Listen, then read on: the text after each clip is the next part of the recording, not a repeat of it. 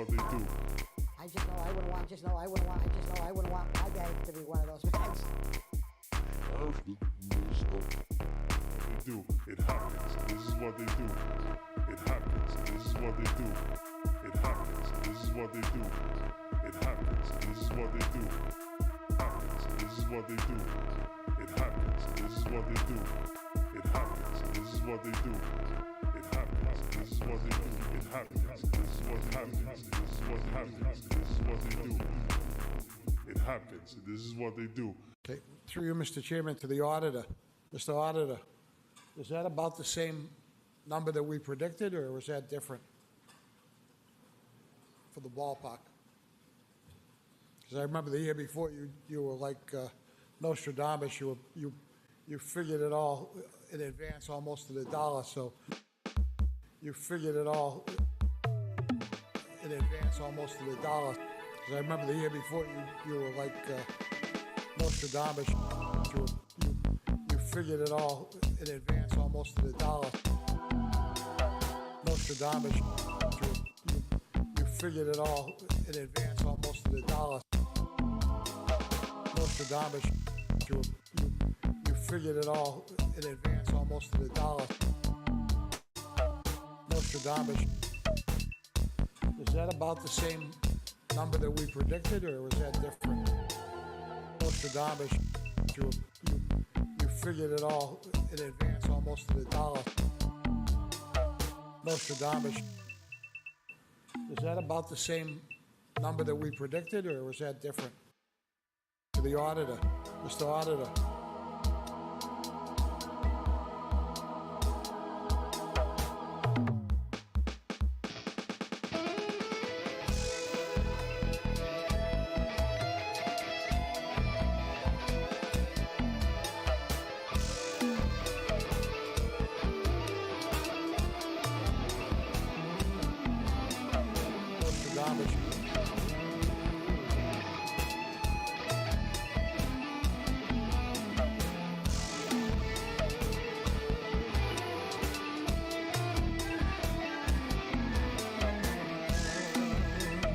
Nostradamus, you figured it all in advance, almost to the dollar.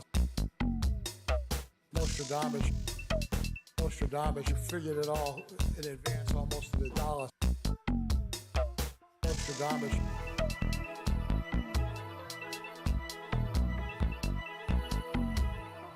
To the auditor, Mr. Auditor.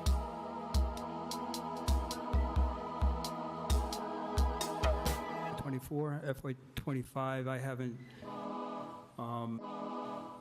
analyzed it yet. Okay. I haven't Analyzed it yet.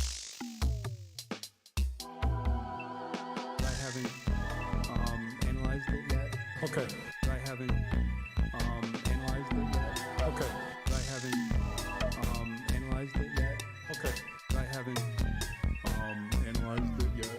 Okay. Okay. Okay. Okay.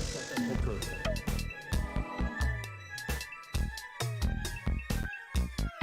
Okay.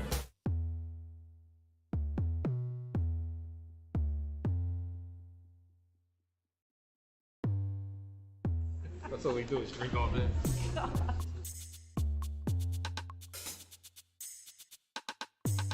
That's all we do is drink all day.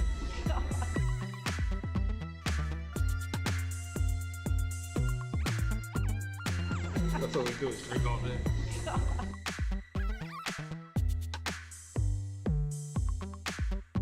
That's all we do is drink all day.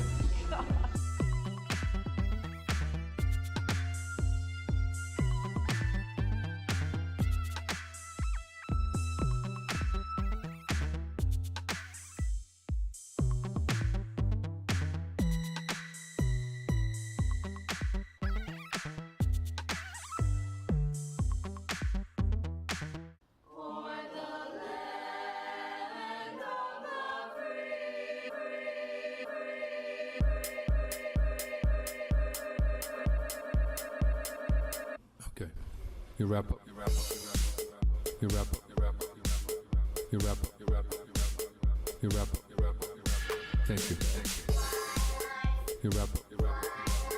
You wrap up. You wrap up. You wrap up. Thank you. You wrap up. You wrap up. You wrap up. You wrap up. Thank you. You wrap up. I didn't see anything so before. Thank you.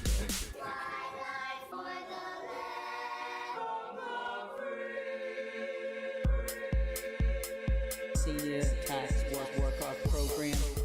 You wrap up. I didn't see anything. You wrap up. You wrap up. Tax work-off program. Senior tax work-off program. You wrap up. I didn't see anything. You wrap up. Thank you. Yes, Mr. Chairman, tax work-off program. Yes, Mr. Chairman, tax work-off program. Those adjourn. Those in favor, vote so ordered. Bags of trash and trying to figure out, I guess, doing some kind of a study, part of the zero waste program to see what's in the trash, what's in the trash, what's in the trash, what's in the trash, what's in the trash.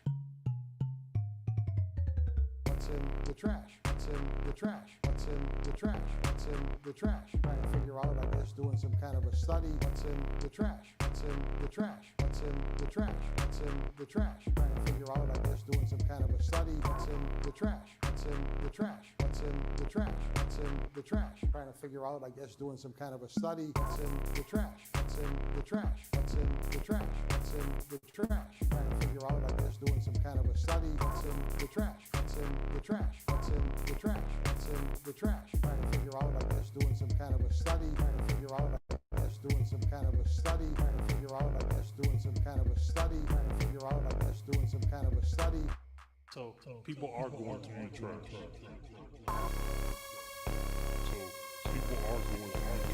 They're sorting the trash. There are companies going through trash.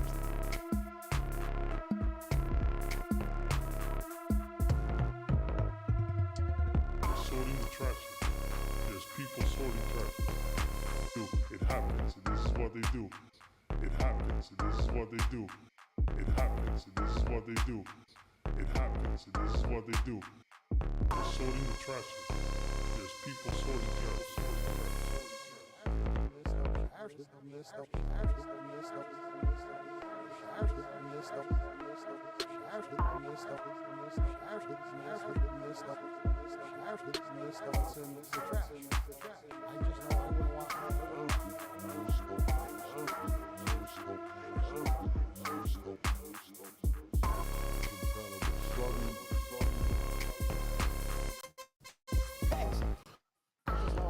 All right, everybody. Welcome to another edition of Worcester Council Theater 3000. I'm Brian O'Donnell. Brendan Melican joins me. We're back. City Council is back. The prelims are over. The drawing for the ballot has been done. This is breaking news, everybody. It was found in the 50th birthday book for Jeffrey Epstein, the drawing of our next ballot. Yep, everyone's names look nasty. City Council at large, in order as they appear on the ballot. Caden Davis, number 1. Donna Calorio, number 2. Edson Montero, number 3. Gary Rosen, number 4. Gemma Camara, number 5. Jessica Peppel, number 6. Joseph Petty, number 7. Kate Toomey, number 8. Christian King, number 9. Morris A. Bergman, number 10. Owora Kwaku Sarkodie, 11. And Satya Mitra, Dr. Tax Guru himself, number 12 in your handbook, number probably 12 in your hearts. So, yeah, that's the drawing's done. And Caden's at the top. That's pretty cool. That's pretty cool. That's you think it wouldn't matter? Unfortunately, in Worcester, it matters. So, yeah, we're gonna see how that plays out. Maureen Benenda, top of the ballot for at-large school committee, and way to the general, everybody. It's been 1 week since we last saw each other. Brendan, how are you? Been great, man. How are you? I'm fantastic. I have a fun story to share from this morning. Please. I was down on Main Street at 8 a.m. this morning. Don't ask me what I was doing. It's my personal business. None of you are allowed to ask me that. And I was pulling up on Exchange Street at the light on Exchange Street, turning onto Main Street. And I hear a commotion, somebody yelling, and then a car beeping. And I look up, and who do I see? It's Kate Toomey yelling at a car in the crosswalk. And I'm going to say something shocking to you, everybody. I'm on Kate Toomey's side here, because I quickly looked and saw she had the cross light, and there was a car that was trying to go through anyways. And I hear her yell, "Asshole, you ran the red light." And I said, "That's right, Kate. He did run the red light." And then the car proceeded to beep at her a lot, and then try and rev it and drive past her. And then she picked up her cane and tried to swing it at the car, and she almost hit it. Nice. Yeah, it was actually really cool. That's like the once in a lifetime opportunity to smash somebody's side window, drag them out of the car, start beating the bag out of them, screaming, "I hate this lady. Why are you making me do this?" Right. It was crazy. And I can only assume that the driver knew who she was, and and couldn't help themselves beeping horribly and rudely at her because they know who she is, not because they're wanted to run a red light. So big story. It could have been that though too. I would not be shocked by someone just driving in a maniacal fashion. Yeah, I mean, it's Main Street in Worcester. Most everybody is driving in a maniacal fashion. Yeah. So yeah, I mean that's my story for the day. It felt really good to see that. Yeah, I knew immediately I'm sharing it with everybody tonight on the stream. Now, is my connection gonna stay strong or in any way stable for the rest of the show? No, doubt it. Probably absolutely not. Doubt it. But I'm here. You can hear me. Mm-hmm. And my words might not match up to my face. But we're gonna keep going, and we're gonna have a good time anyways. And probably the city council stream itself is going to work. We assume. And we'll get to that. We'll get to that bridge when we get to it. I don't know what's on the agenda tonight. Didn't look. Kate was walking towards the sheriff's department, so I assume she was going to work to ruin people's lives. Mm-hmm. It's just an assumption on my part. Again, she did something cool. So I have to assume she's going to do something horrid for the rest of the day, because again, this is Kate Toomey that we're talking about. Is everybody enjoying the end of their summer? Is anybody having any cool day trips or treats before we, dive right into Halloween season? I'm not thrilled about summer. I'm really not ready for it. I like this weather. And this weather. But this weather can turn into garbage and very quickly. Yeah, but we got Halloween, and that's coming. That is nice. Yeah. Listen, you get problems with my Wi-Fi, take it up with my mother, whose house this is, okay? I am... I don't have control. I don't have control of it anymore. So you gotta tell her, get a new router. She won't listen to me. I think you said this, and I may have missed it, Brian. Was Kate trying to kill that person with her cane stool? It was just a regular cane. I didn't know. Yeah, it wasn't the cool seat thing. Okay. Which maybe is good because she'd probably lose her sponsorship, but or maybe they'd stop paying her for it. I mean, that's exactly what they're looking for. People are scared out there, man. Especially the people. Yeah, people need a break every once in a while. Yeah. So actually, I'm going to reach out to them and let them know. I'll share the picture I have of the altercation and let them know that they should pay her more. Whatever they're paying her needs to be more. Mm-hmm. I'm pulling up the agenda now. I don't know if you looked at it, Brendan, at all. I'm not going to put you on the spot like that. Good. I'm just assuming it's full of stupid things that I know we should probably pay attention to, but really shouldn't be paying attention to. No, I mean, I can't see. Why did I? Okay, here we go.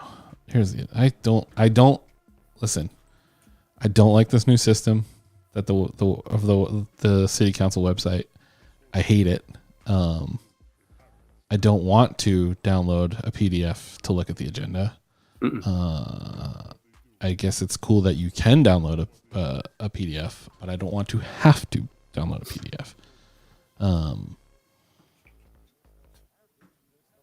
And yeah, there's nothing good on here. I looked at it for approximately 10 seconds, but that's enough time, right? Yeah.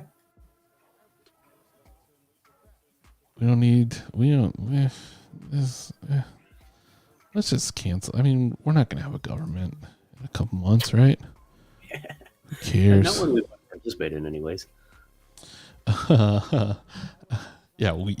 we might be able to. Well, you will. You own land. You definitely will. You might have to make some sort of pledge, and take some extra spouses. But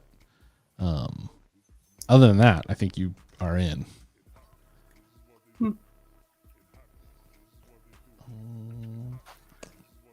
Let's see.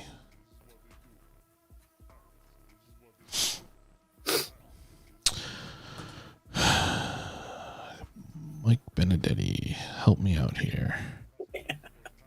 This is my guy. Does anybody have any idea what's going on? No, I guess I did know this. The sprinkler item is on the agenda. Mm-hmm. Once again.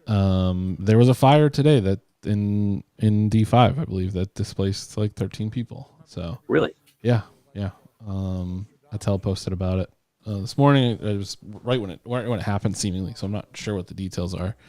But that'll I'm sure we'll see some commentary about that tonight, and we'll see a lot of other counselors on their phone, and we'll see a lot of dissembling from Kate Toomey, who maybe will swing her cane at the sprinkler item on the agenda. I think we should skip talking about sprinklers and instead just make Shaquille O'Neal an honorary chief of police. ACAB, all cops are big Shactus. If nobody saw the Breakaway Mass Festival this weekend at the Palladium and all over Main Street, and I know you heard it, because I live about as far as you can live away in Worcester, and I heard the literal lyrics to songs. And this is not a complaint. I actually think that's cool as hell that there was something that loud and obnoxious going on in Worcester, and there was a lot of people at it. But yeah, Shaq, DJ Diesel, Shaquille O'Neal performed. I guess, I don't know, what do you call it? Like when you DJ, kind of like nodded his head and pointed at a large group of people every once in a while. Well, here's my question. This is my question about live performance DJs like that. Do they even press play anymore? I think they press some shit. Okay. Yeah. Do they? Because I'm like, you could see a world in which it just happens in the booth, and then they just like spray a fire extinguisher and dance on the table. Yeah. Shaq was hanging out with the cops because, as we know, he is a cop. If anybody doesn't know that, he is like, he's not even an honorary sheriff. He's like literally a sheriff in Miami Beach, I think. So there's plenty of pictures of him and Rick Cipro from that night. There was a tiny McDonald's in the court parking lot across the street from the Palladium.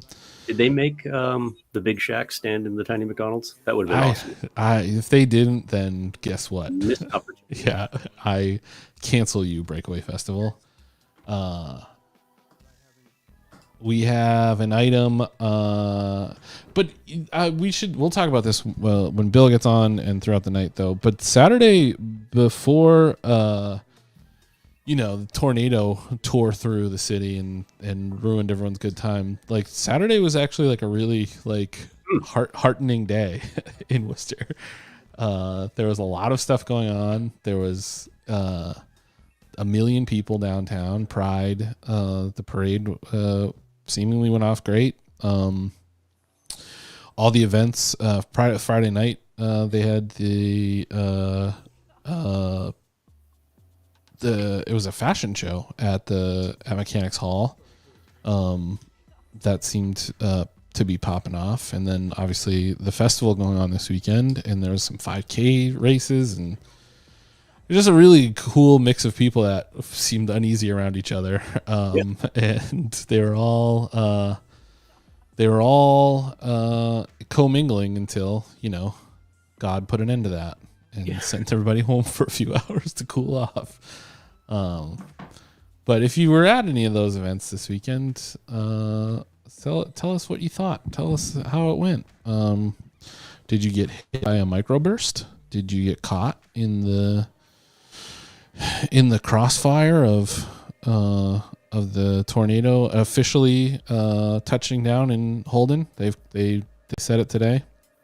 There he is, Bill. We can't hear you yet, but he's here, and we are talking about Saturday. Are talking about all the events going on this weekend. We are also talking about the fact that there's another agenda tonight honoring Bill Coleman, which is amazing. So that's a great one. Hopefully nobody holds that up. That would be pretty fucked if they did that. Wouldn't enjoy that at all. Okay. There he is.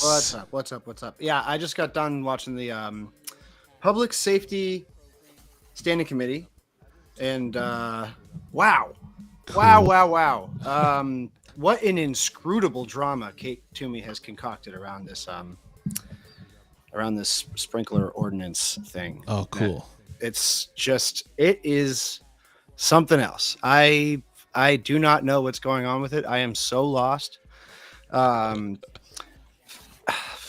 Someone's lying in a major way. In just this one instance?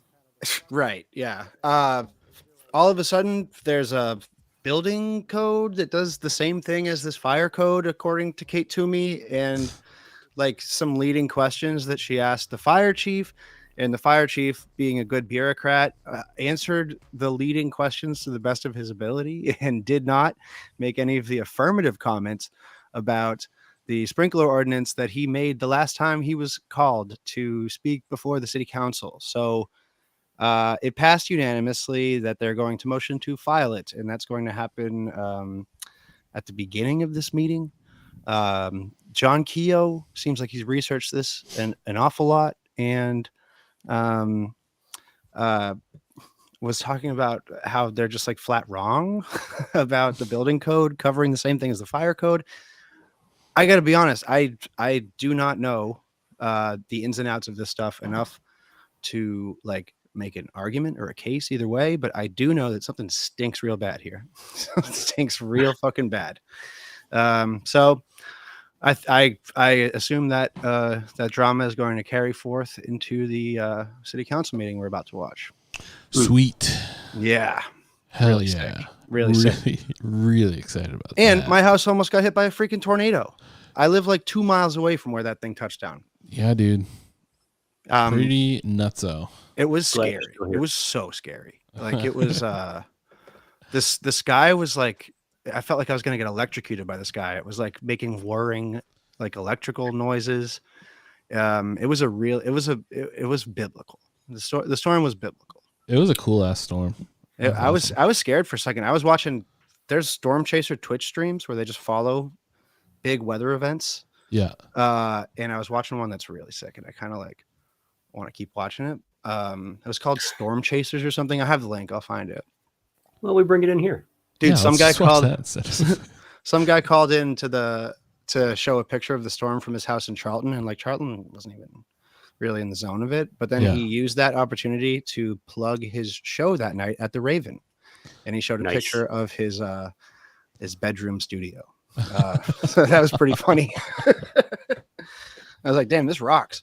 Guy was like, just Bill, did Kate use the opportunity of the public safety meeting to discuss her almost getting hit by somebody in a crosswalk this morning? Yeah. Did she mention it? no. Oh yeah, I saw it. It was really cool.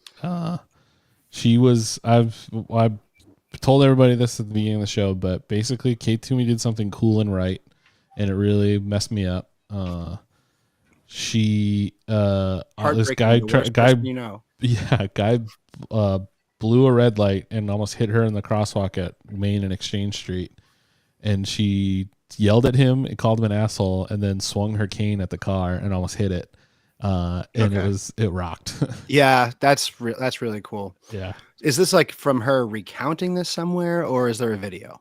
I saw it with my own 2 eyes. Dude, you saw it with your own 2 eyes? Yeah. Dude, I was awesome. down there at 8 a.m. and I saw it. It was really amazing. You know, sometimes you hate to hand it to him, but you do still have to hand it to him. You do, Yeah. it sucks when you do, but you do. You do. Yeah. That's awesome, dude. Yeah, it was really cool. So I was hoping that she mentioned it. Maybe she still will tonight. We'll see. She did not mention it, no. And dang. like half of the meeting was taken up with the police chief. So like I feel like she loves to share personal stories, right, when it comes to law enforcement. So right, she didn't tattle and try and get the person killed. Yeah. Can you just like circle back with DHS and see if there's anything that they can do? Hey. So yeah, this should be it. I mean, that part's gonna be really interesting. So there's like a thing on the agenda like that they suspend the rules, and I also don't understand that part, but I'm pretty sure it means that she wants it done like first, to file it first, which is crazy because it's like it was never a big deal. It's like it's covering like a procedural like gap in like state sprinkler coverage. And as far as John Keogh put it, the gap is still there. And then like they were talking about how, I don't know, dude, like I guess I actually have to commit to like learning the ins and outs of this, and I was really avoiding that. Infuriating. It sucks, dude. Because I really like I would cherish my childhood memories, and I do not want to give up another one to some sort of insane, inscrutable municipal drama. But it looks like I'm going to have to. Looks like I'm going to have to kill a few childhood memories so that I know the deep history of sprinkler ordinances in the state of Massachusetts. Hey, Bill, while you're talking, I'm using Google AI because that's completely reliable to totally suss out what could possibly be going on between building and fire code. And Google AI, again, completely reliable, tells me that like building code nor fire code supersede each other. They're completely separate entities, enforceable by completely different entities. Okay. And when there are conflicts, it's the more stringent standard applies. So like the idea that we have a building code that does something, the idea that we have a building code that does something that fire also could do is completely irrelevant, because building code is enforced by building inspectors, both local and state. Right. And they're not running in to a building. Fire code is enforced by fire officials. Like when I sell, if I like, involved in a house sale, like I have to get smoke certificates, right? Like prove that that's up to code. I don't have Mead Street come down for like a building inspection, not their job. But if there's a conflict between the two, whether it's on the local level or the state level, it's the more stringent applies. And that it wouldn't seem like it's the case here. It just seems like Kate doesn't want to deal with one because it's already spoken to in the other. And again, Google AI. Completely well, this is to accept Kate at face value here, that on anything. her concerns with having to conflicting wouldn't even be right, right. if Google AI holds. Completely reliable. Like, I just have a hard time believing that she's actually concerned about that. Like that cannot be what is animating her issue with this. It just can't. I've never heard her talk that way about anything else. I feel like this really does just come down to it's a month, 2 months, whatever before an election, and just the specter of landlords getting that fucking pissed off that some of their properties. Okay, we I'm back. back. I'm Wow. back. I think just the idea that shit like went landlords nuts. might get pissed off at something, even if it's only an indirect specter of a cost increase, cost burden to them, is enough to terrify Kate from doing anything a month and a half before an election. Well, no, but that's not. Kate's gonna get elected. Like, she's not operate. She shouldn't be operating from a position of like, I don't know. Like she gets the most votes every cycle. Like She almost murdered somebody in a crosswalk this morning with a cane stool out of fear. I think I was we gonna have to say, assume that yeah. it's possible. Do we trust that she's taking the logical view at any given point? I don't trust she has any Or view is at all. she- I think Anthony Petroni But owns two 4-unit buildings. That's what I think. I understand nobody else wanting to run with this train of thought, but I don't know. I'll be the conspiracy theorist that says known handler of Kate Toomey, Anthony Petroni, has 4-unit rental properties, and Kate all of a sudden cares about the sprinkler ordinance that would affect 4-unit properties. I don't think it's- Oh yeah. I mean, yeah. yeah. I don't know. That's a very good point. Also, It's you're never going to be able to prove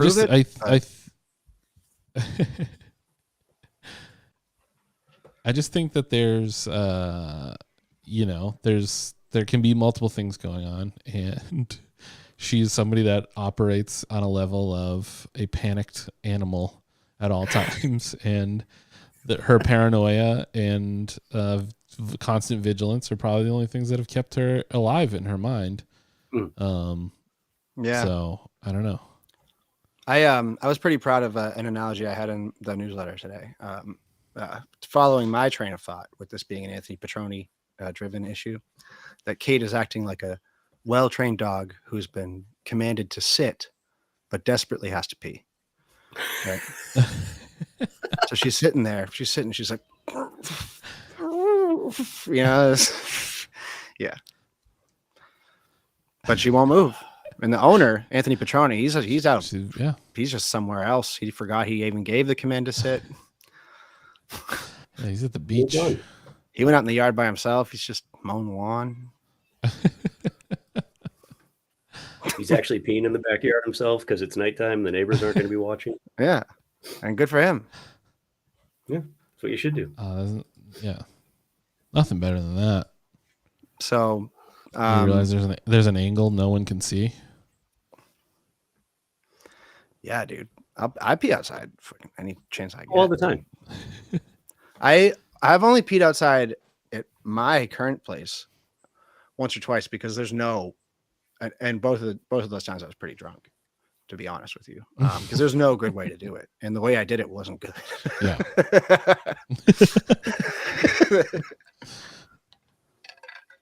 But anyway. Yeah. So they're still not live yet. I'm assuming because the previous meeting. Yeah.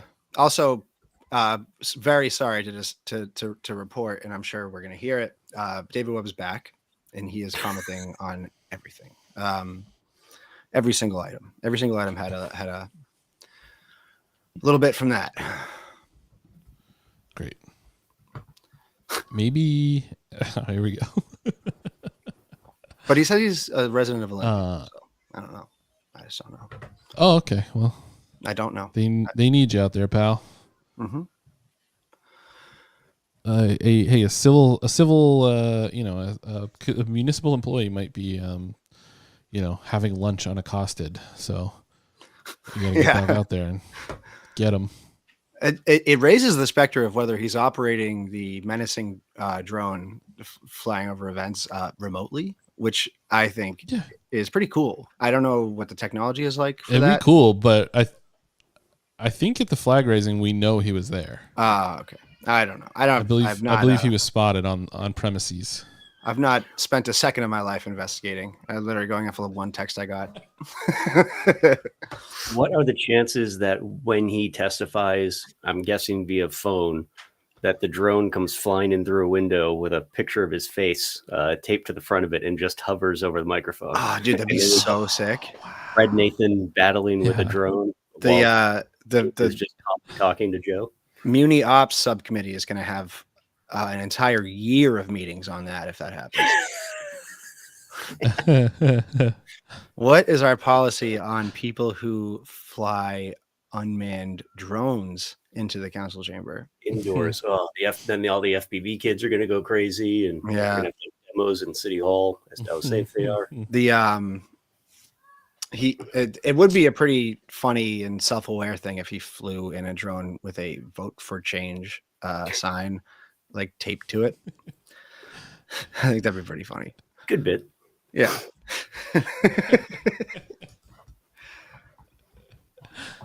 But whatever. I actually haven't even read the rest of the agenda. I've been very, very busy with other fun projects, not having to do with Worcester, which is nice. Lucky. Yeah, I need it. I am going crazy. I am going crazy covering this shit. I think starting to recognize that. Yeah, all the we have 100% drawn pages for the comic book that I'm working on. Yes. When are we getting that pre-order up, dog? Dude, it's still. I mean, Travis has a lot of work to do. He's not here. He's got a lot of lettering work to do. Yeah. He's working on something else tonight. Yeah, something cool. I don't know if we're at liberty something to very discuss. Cool. We can say so. Jaju Pierogi, they were featured on Shark Tank. I think it was last year. And they or earlier this year, but sometime in the past, and their episode is replaying tonight. So Travis is just manning the website to make sure that everything's smooth on that end before they get a crush of traffic. Yeah, that's sick. That's awesome. Yeah.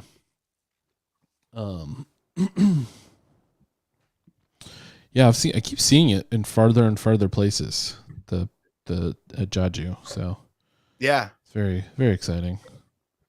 Gio, I did not. The price point was a little high for me at that particular time. But if you got a copy, I'd love to borrow it. And I might have some chapel related stuff that you don't. I bought the Matt Christman book. If you didn't read that, it's no Pasaran, really good. I like this. I like everyone getting into making comic books now. This is an exciting development to me. It's fun. It's very fun. Doughboys just put one out, and it's fucking great. We are taking it very, very serious. So it's been 3 years almost for one issue, which is completely untenable. Sure, but it's going to be a great issue. It's going to be a great issue. Yeah. Everything I've seen of it is like I'll throw up unbelievable. So I'll throw up a page take your right fucking now. time with it. I'll throw up a page Yeah. right now. All right, here we go. I don't know if I can do that and cut the stream out. Those in favor? Opposed, so ordered. Let's get this. Public sound. participation. Person may speak for no more than 2 Oh minutes. Lord, give me 1 sec, folks. Oh boy, is that me? I clicked on share tab audio. Is there? Oh wait, hold on.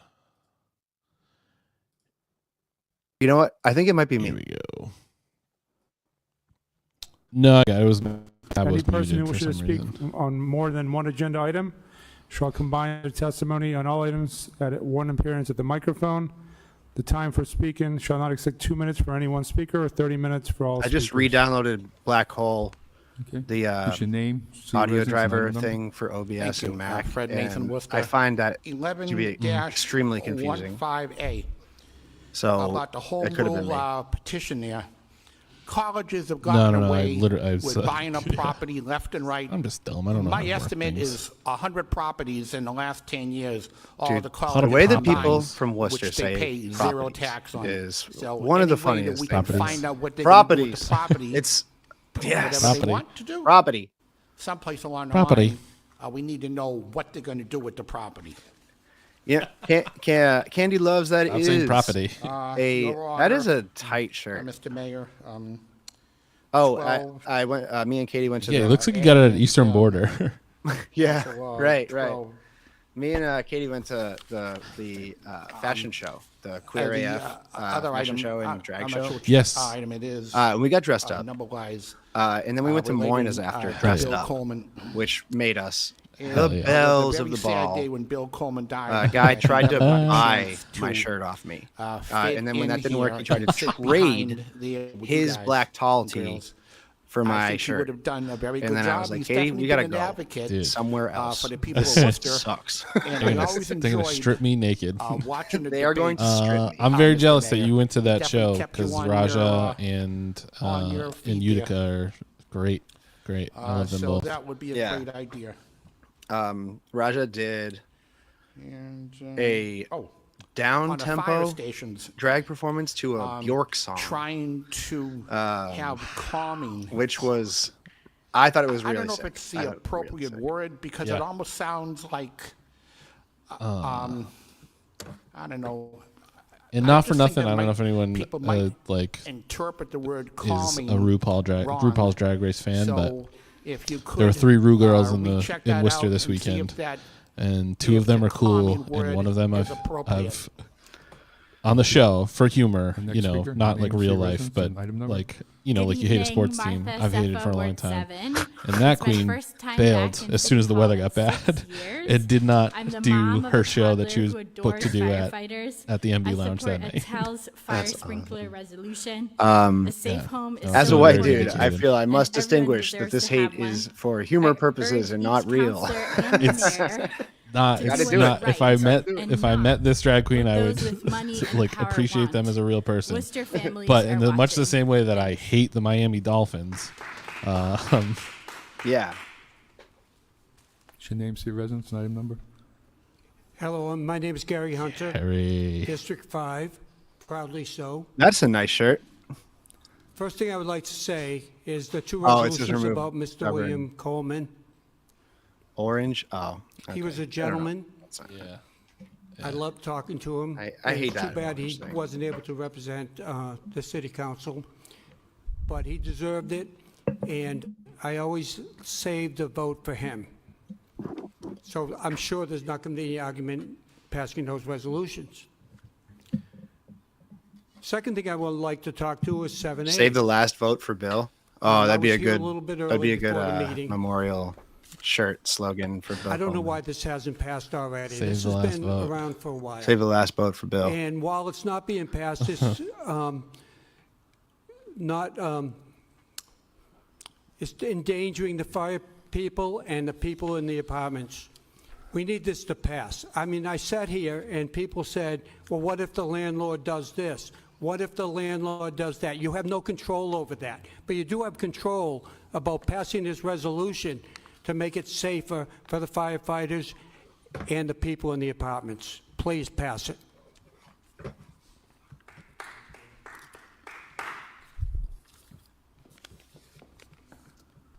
Good evening, Council. Darren Barnard, Germain Street.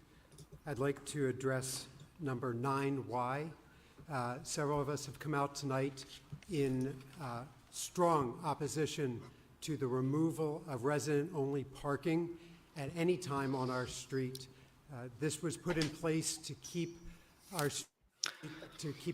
For the rest of available this on our week, street, I get to write with right an next door and essay outdoor I have been because trying we're to place even for closer to our forever. street, and it is, The history, we the don't have hidden history students of parking on the the smiley street during the face. day I am because we have so resident-only stoked. parking. I found somewhere to take Whoa. it. Extends I don't halfway think it's up good the form street. to say There is where, parking but that it is is going to run in available at the print top of the street only, if people are which is so inclined, awesome. They can park at the top of the street. Hell yeah, dude. Yeah.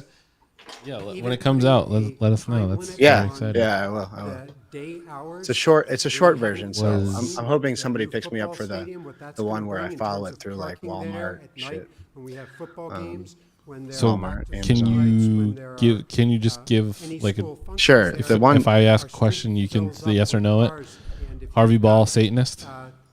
two children with cars, Well, maybe actually, drive, maybe, yeah. and we Certainly end the up, people who hired Harvey Ball trying Satanists. to get in and out of the driveway. But yeah, So it's a real the- issue. We're strongly opposed to that. Thank you very much. I'll do a whole symposium for this newsletter once I'm done with it. Hell yeah, dude! Can't wait. Katie But yeah. Silverstein, Germain Street, and I'm here in opposition to item 9Y. Like many people on my street, I park on the street. I don't actually have a driveway. Oh, so I have to remember park on the this. street. This woman was the one who was And near I rely tears on talking the about the permit brick parking to sidewalks. Sort of somewhat I was gonna guarantee a say she's a space brick lady, right? near-ish my house. She is. She's the brick I'm lady. not really sure why this was even brought forward. I know that brick lady of West Worcester. most people are The in brick- a similar the situation brick- as the I brick am, lady. but it seems that suddenly we want to remove it. Uh, I wish that Mr. Lynn Harris had spoken to his neighbors and found out If exactly she how we feel. came, ahead It is of a time. fit. Candy's I didn't right. have a lot Candy of time loves to like do that it's- myself. No, it is- because it is I a found out fit. about this a Yeah. day Oh, ago, yeah. but I was able Oh, to yeah. reach out to 10 of what I believe to be 14 houses that are affected by the permit parking, and not one single one of them had any idea that this was not only coming tonight or at any point in the future. Of myself and the people that I was able to poll, 10 of us are very strongly opposed to changing the resident It's permit one parking. brick. That means we How much could it want cost? to $10? prevent any time restrictions from going on it, and we certainly That's don't actually a want good it question. removed, altogether. I think that, I don't know. It depends This on is where the something brick that should have gets been worked made, out I on our guess. street. And I actually do apologize to the city council for wasting your time with it tonight. So hopefully we can get this filed so it doesn't waste anybody else's time in committee. Thank you, You so don't much. apologize. You don't. Yeah. You're not actually What's your name, apologizing, and I do please? not accept. My name is Robin Rhodes. I live on Lake Avenue in Worcester, Massachusetts. Oh boy. I wanted to rise on support of the order that was submitted by District 2 Councilor Candy Merrill Carlson regarding the obnoxious odors that continue to emanate from the Lake Avenue Oh pumping my God, I station. cannot deal I with live another right meeting next where we door talk due about north, Indian Lake. And Yeah. it never used to Poop. be a The problem. poop thing too. Now it's a constant. Mr. Bear's outside. 24 hours a day, 7 days a week. You feel like you're living in a laboratory. We let Mr. Bear out to. I just think that with the He likes to look at ants. how people don't understand. that Lake It's one of his Michigan favorite is hobbies. Quite clean. Cool. I swim in it Yeah. every Oh day yeah. 'cause I live there. Do you guys hear the I kids? did that when I was like 7. Yeah. Well, he's pretty much like cat. He's like cat year 7. Do you guys hear the kids screaming in the background? It's crazy, dude. Kids next door are so fucking loud. Vile, offensive odors. No, I can't hear him. Dude, it sounds really bad sometimes too, but they're just excited. But it sounds like they're hurt. It is unsettling. What's your name, city residence? Hi, I'm Cheryl Rosen. I live at 161 West Mountain Street here in Worcester. I was Bill Coleman's, I still feel like I am, I was Bill Coleman's best friend for over 35 years. And I 100% support the mayor's request to have an honorary city councilor for a day for Bill, the day that he chose as being October 20th. For those of you who don't know, was Bill's birthday. And feels a little about a insulting. week before that date, Can I just Bill would admit start that? sending Can I say that messages honestly while saying, still think "Don't it's forget, a nice October thing? 20th, it's my birthday." I never, ever forgot. I think it's Usually a the day little, before, he'd send me another reminder. So I don't know what it's the right very word to use apropos is. That is the date uh, that the mayor has chosen. And you know what? I probably just won't And, use any word at all. Also, the fact that District 4 City Councilor Ojeda and the mayor are requesting that a section of Gardner Street be made for William S. Coleman III Way. I think that's very apropos. His church is over there, and I think the fact that he never made it in a city position the mayor and I have spoken. He was able to do so much for our community, not being in a city position, because when he wanted to get something done, he just went out there, raised the funds, and just did it, versus all of you get stuck sending things back and forth and back and forth and back and forth, and a lot of times not getting things done. So, I changed everything. highly They're gonna vote it. They're gonna vote it down now. Yeah. done this evening. Thank you. Thank you. As opposed to all of you who do nothing.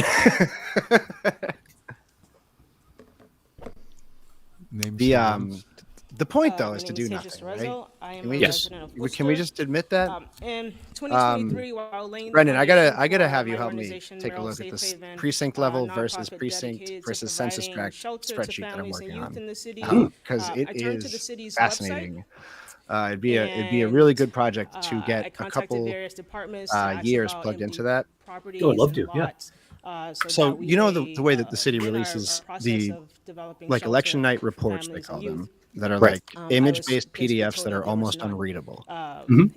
But buried in the open data portal is like you can download the CSV. Right. So I found that in a hilarious web page that just says folder : / and it's a list of every single database that the city has uploaded to the open data portal, and all of the election results are on it. So it opens the door to doing some cool stuff, but I don't know how to do GIS. In this entire week, I have been beating myself over the head trying to figure out how to work ArcGIS. So anybody listening that wants to help me with that, I have some ideas for you for people on that front that I think would be helpful. Cool. I would like to actually learn how to do it. Folks like nonprofits who are looking to do the work in the city, but also to provide support. It's like I was in a William Gibson novel. So more active public Which is how I feel every time I open up Inspect on my web browser. I'm like, ooh, the folder mancer. Very helpful. As long as they're empty, we're missing an opportunity to yeah, provide I'll send the link right now, though. Everyone should bookmark this baby. It's fucking, they got a lot of police data on there. 17F, not just with the vote. All the open checkbooks. It's fucking sick. And partner with organizations like us. It's who are freaking looking sick. to do the work in the city. Thank you. Thank you. Name, city residence, and item number. Good evening, members of the City Council. Mike Kane. I'm a resident here in the city of Worcester. I'm here tonight on 11/15. The Chamber of Commerce guy. Yeah. Yes. As a college their weepiest representative. College, I know the saw him this morning, right after I saw Kate Toomey. That's sick. Was he driving the car? As well, I also know the Ooh, maybe. I'll be back in a second. He certainly didn't take the bus to work. Not knowing anything about it. That's not fair. That's not transparent. Keith pulling out that thing where Tony Economo just answered no on like should WRTA be fair free. So sick. It's just no.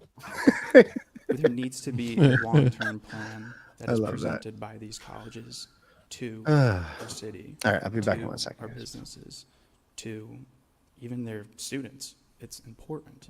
And granted, if the city ends up going forward with this home rule petition and it's successful, and we won't be the first city that have been doing it in Massachusetts. Boston has it, Cambridge has it, and they've seen massive success with it. They've even used it as a marketing tool for making kids come to their campuses.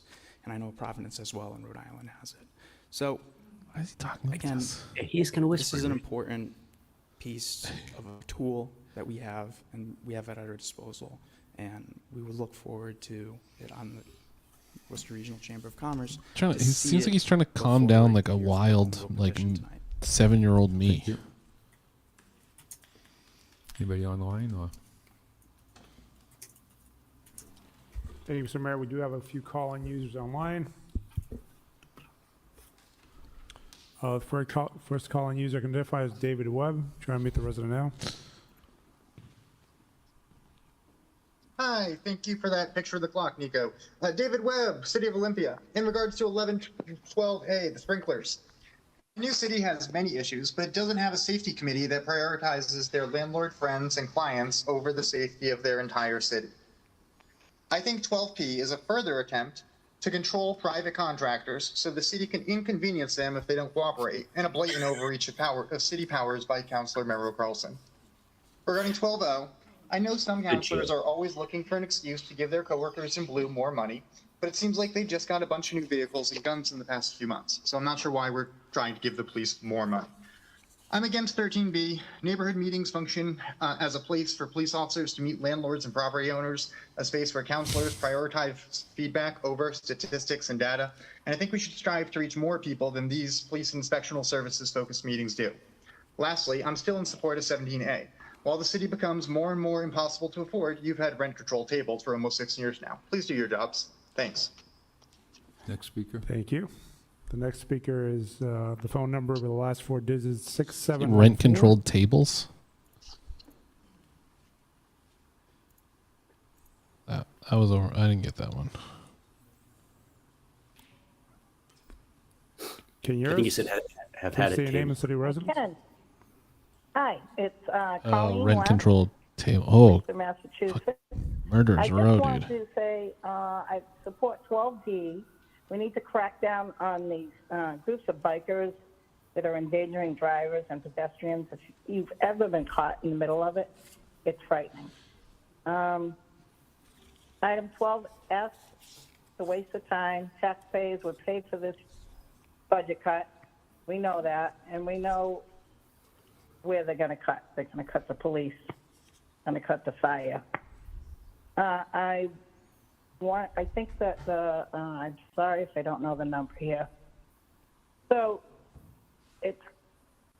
I think that we should file Section 261. You know, I have Chief Dyer's letter right in front of me. It states that sprinkler systems are already mandated in new residential buildings with 4 or more units. This requirement has been consistently enforced in Worcester, and the adoption of 261 would not alter this practice. And it would have no new measurable improvement in life safety outcomes in Worcester. That's Chief Dyer's words. So I don't know what council is talking about. I just think it's unacceptable that a sitting councilor would fearmonger and lie. Damn, they got their talking points together on the Facebook group this week. I think we're all tired of the divisiveness like this and the chaos brought to the floor this week by the same people over and over this year. Please stick on the issue. Okay. Thank you. Road out Estelle King and Ojeda. Goodbye. Yo, what is this new camera angle? We got shot clock cam? Yeah, they're showing the clock. Yeah. Spring, I'm going to try to identify the resident now. Shot clock cam. That's new. Yep. Please say your name and city of residence and the name you're calling on. Ashley Spring, City of Worcester. I think it's absolutely absurd that we would consider the adoption of sprinkler system as indicated in 7A divisive rhetoric. If this doesn't affect any units in the immediate, it will affect these triple deckers in the future. This is something that could save lives. This is not meant to be a divisive issue here. This is supported by our literal fire chief. So please don't drop the ball on 7A any longer. Please, let's pass this. It's a safety measure that we need. I'm going to pull the clip of when the fire 12P. chief. I'm not really sure about that. I think a Like, more yeah, appropriate you should pass this. No way shit. to track issues in the city would be to adopt That's the craziest part. user-friendly They keep software they're that just allows like residents to track in real time projects blatantly within the city. This will mischaracterizing cost, him a middleman, and going against as what he David said actually earlier, literally somebody said. that, Yeah, and he's smart enough to somebody might not have, get in the middle of it. a reason to not be Obviously, so like that would be my clear advice about to what's going on. So fire if we chief could is adopt a user-friendly software, I think that would be much steer more clear, beneficial to the but- residents of Worcester. Something that has been brought up by Keith Laniers in the past too. 12S, yes, please alleviate unnecessary taxation on communities who are already living in poverty and struggling. And this will lend itself to 17A, which I support. Please Well, I get mean, this done. We need kid, rent like, control. If we want to prevent families from it's not in becoming his homeless best in the city interest of to Worcester, pay. we need to implement rent control programs that center I don't working know. class renters' needs, not developers. He's a working firefighter. class He's not. renters He's in not Worcester. politically in his personal life on our That side. will Probably. lead me into 17S. So he's not trying to Please establish an piss off the office of people that he housing goes to stability. cookouts with. Again, these two things are critical. We have It's- an ever-increasing it's a houseless very, population in very Worcester. weird thing Everybody to sees turn it. into Everybody knows it's a problem. These two things can help prevent it. And sadly, 17G lends itself to those as well. Gordon is right Like, in suggesting You're that we right. Like the investigate fact that systemic racism Kate Toomey just within the council. miscategorizes the report that he wrote, Thank you. and he doesn't correct her, is a lot. Like that's a little bit Sorry, embarrassing. last speaker I can identify as Eric Stratton. Like, Yeah. she's just miscategorises it. Good evening. Is he I wanted to actually call chief in now, in or is he still an support interim, of, Bill? the sprinkler ordinance. I don't know. Sprinklers, as others have That's a said, good shouldn't question. be divisive. While I can understand some people have concerns related to costs, this is no different than the cost that landlords pass on to their renters for anything else, from a boiler to a roof. And this will help maintain our housing supply and protect people and save lives. That's what the report we says, have not what Kate a Toomey significant amount of older housing stock, as you all very well know. We have beautiful triple deckers. I know I lived in a 100-year-old home with horsehair plaster and all sorts of other, fun old house things. But I wouldn't call it for fun. these multifamily units, very often they are not necessarily well maintained. They have potential other risks associated with them.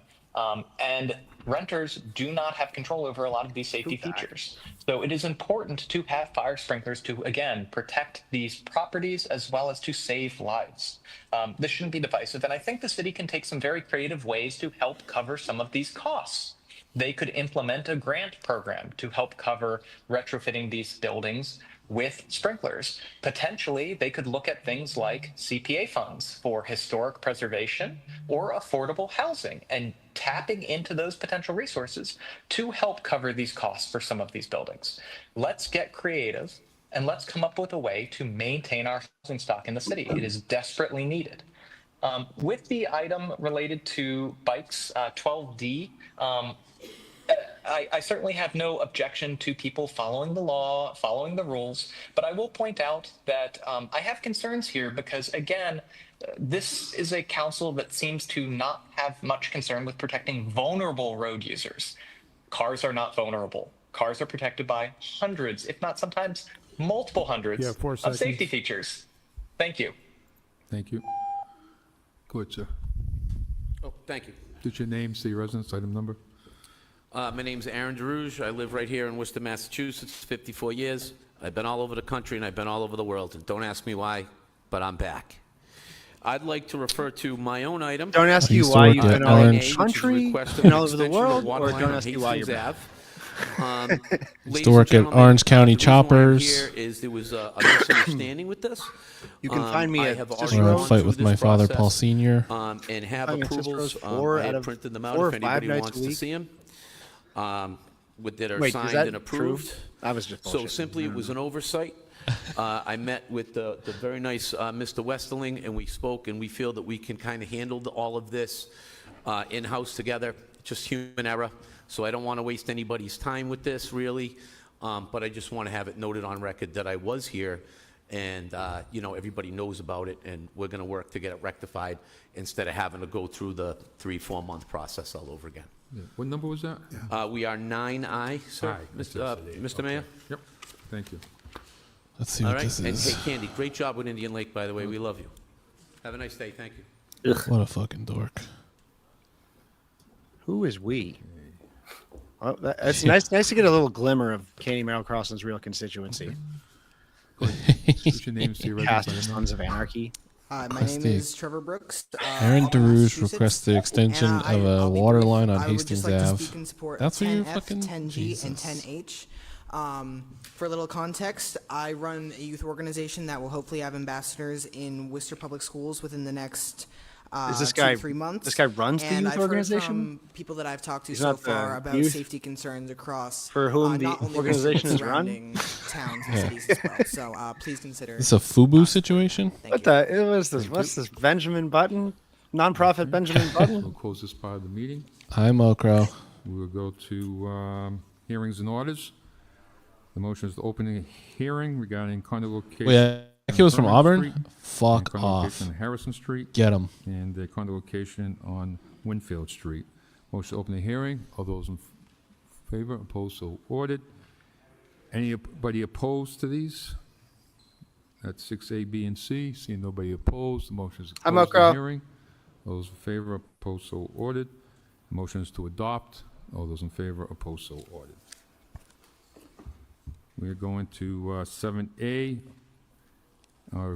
Kathleen Toomey, as Chair of the City Council Standing Committee on Public Safety, in accordance with Rule 33E Oh, yeah, let's of the freaking rules go. of City Council, because City Council suspended its rules at its September 9, 2025 meeting to take up communication with the City Manager, recommend adoption of Massachusetts General Law, Chapter 148, Section 26I, which mandates the installation of automatic fire sprinkler systems in residential buildings with 4 or more dwelling units, as presented to the City Council, and referred to the Standing Committee on Public Safety as item 16K WC on April 1st, 2025.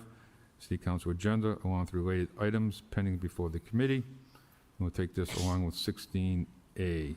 So first of 17, adopt on the roll call. Roll call.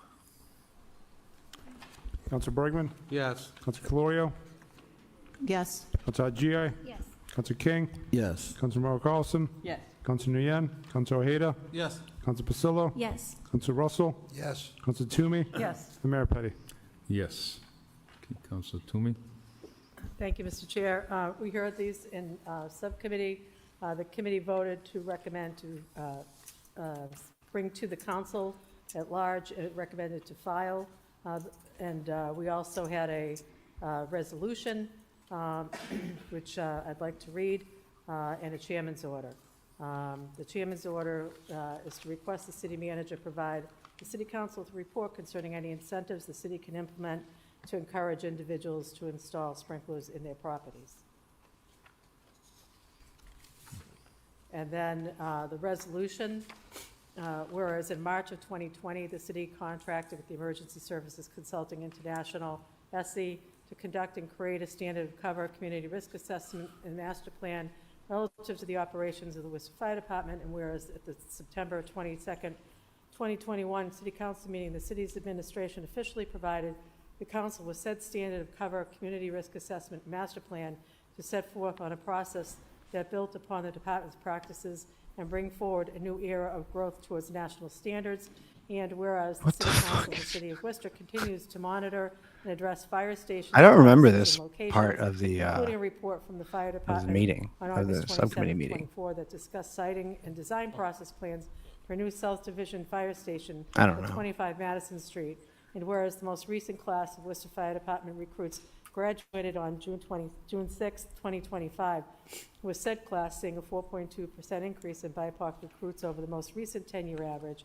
And whereas the department continues to evaluate its turnout gear, purchasing a new A 4% increase over the most recent 10-year average. on a 10-year replacement cycle per National Fire Protection Association NFPA standard 1851. Now therefore be it resolved that the City Council of the City of Worcester does hereby reaffirm its established commitment to fire safety and prevention. We will also have a report coming back from the fire chief regarding the process on that, which I look forward to supporting that as a commitment as well. So, on those. So, Mr. Mayor. Sorry, just this is so clarification weird. on, Like, what took place with these votes. So This- what was everything that on the committee resolution? I've I discussed didn't regarding read the that fire in subcommittee. item This is is before so the council for strange. discussion now. So there's What the the fuck is chairman's going on? order that was brought forward tonight, the resolution, and the recommendation of the committee was to file the MGL communication from the city manager on behalf of the fire chief. Okay. I'm sorry. I didn't hear what you said. So the recommendation of the committee was to file the item that was brought from the manager on behalf of the fire chief.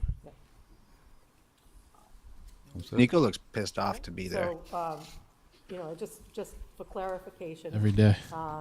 You know, essentially, I think what people don't understand is that this legislation is 39 years old and was in effect, was put up there because there were cities and towns that did not have this. Things have changed. You here in don't Worcester, and we have now it. have rules and regulations between the fire department and inspection services that far supersede what this legislation would have. So it would be duplicative. And I think that the codes. It's pretty funny. Did you guys hear the mayor go and start the chief timer? Further stated that no existing buildings in Worcester He was would be like, "Oh, affected fuck, she's by gonna its actually adoption, talk." and it wouldn't trigger any new construction or retrofitting regulations. Sprinklers are already mandated in new residential buildings with 4 or more units, and that's been consistently enforced in Worcester. So because of the statement that a passage would only be symbolic, I thought we could do this resolution, which affirms our commitment and support to the fire department as we move forward. I think it's The impossible other to thing listen that to I her think talk is at length confusing like is that this people and were not come to talking the about, conclusion that her three being the decors, highest vote and getter the every 2 legislation years is a itself participation trophy. specifically states 4 units or more. And so I think there's a lot of misinformation Which out is there. it's just a And, confirmation the that, other thing is that, participation trophy seeker is continued the ideal collaboration with the fire chief and the archetype for a commissioner Worcester of City public Councilor. services ensures As that public service as the electorate is currently and I believe that composed, those two that professionals is will the person continue who to keep rises. this That is the moving forward. wheat that rises from the chaff. So, when tragedy strikes, we all want to jump into action, and especially when there's a loss of human life. But I think that working together, our fire department has shown over the years that they're very assertive and aggressive in terms of coming up with new policies. And again, from the SC report, we'll read it Like this later on one tonight, that they put on the that table the and fire publicly department has supported, and made now you significant won't pass. progress It's like, towards achieving the goals that were set forward. So I appreciate the chief. The other thing is that was mentioned, I do have to ask the question that people keep saying that with 26I would save lives. And I don't understand how that could happen when the current code supersedes that. The statute, I don't believe will have. There you go, Brendan. any She used Google lateral- AI too. literal material Yeah, benefits seriously. on our housing Proof stock, that it doesn't work. our residents' lives or those of our firefighters. And so I just want to move forward with this vote. Thank you. Thank you, Councilor Ojeda. Thank you, Mr. Chairman. Yes, we did see this in committee, and I want to apologize to the residents that showed up. I did make a vote to file, and that's my apologies. I was under the understanding that we were filing, actually transmitting the information that was received. oh my God, this is awesome. He's changing his vote now.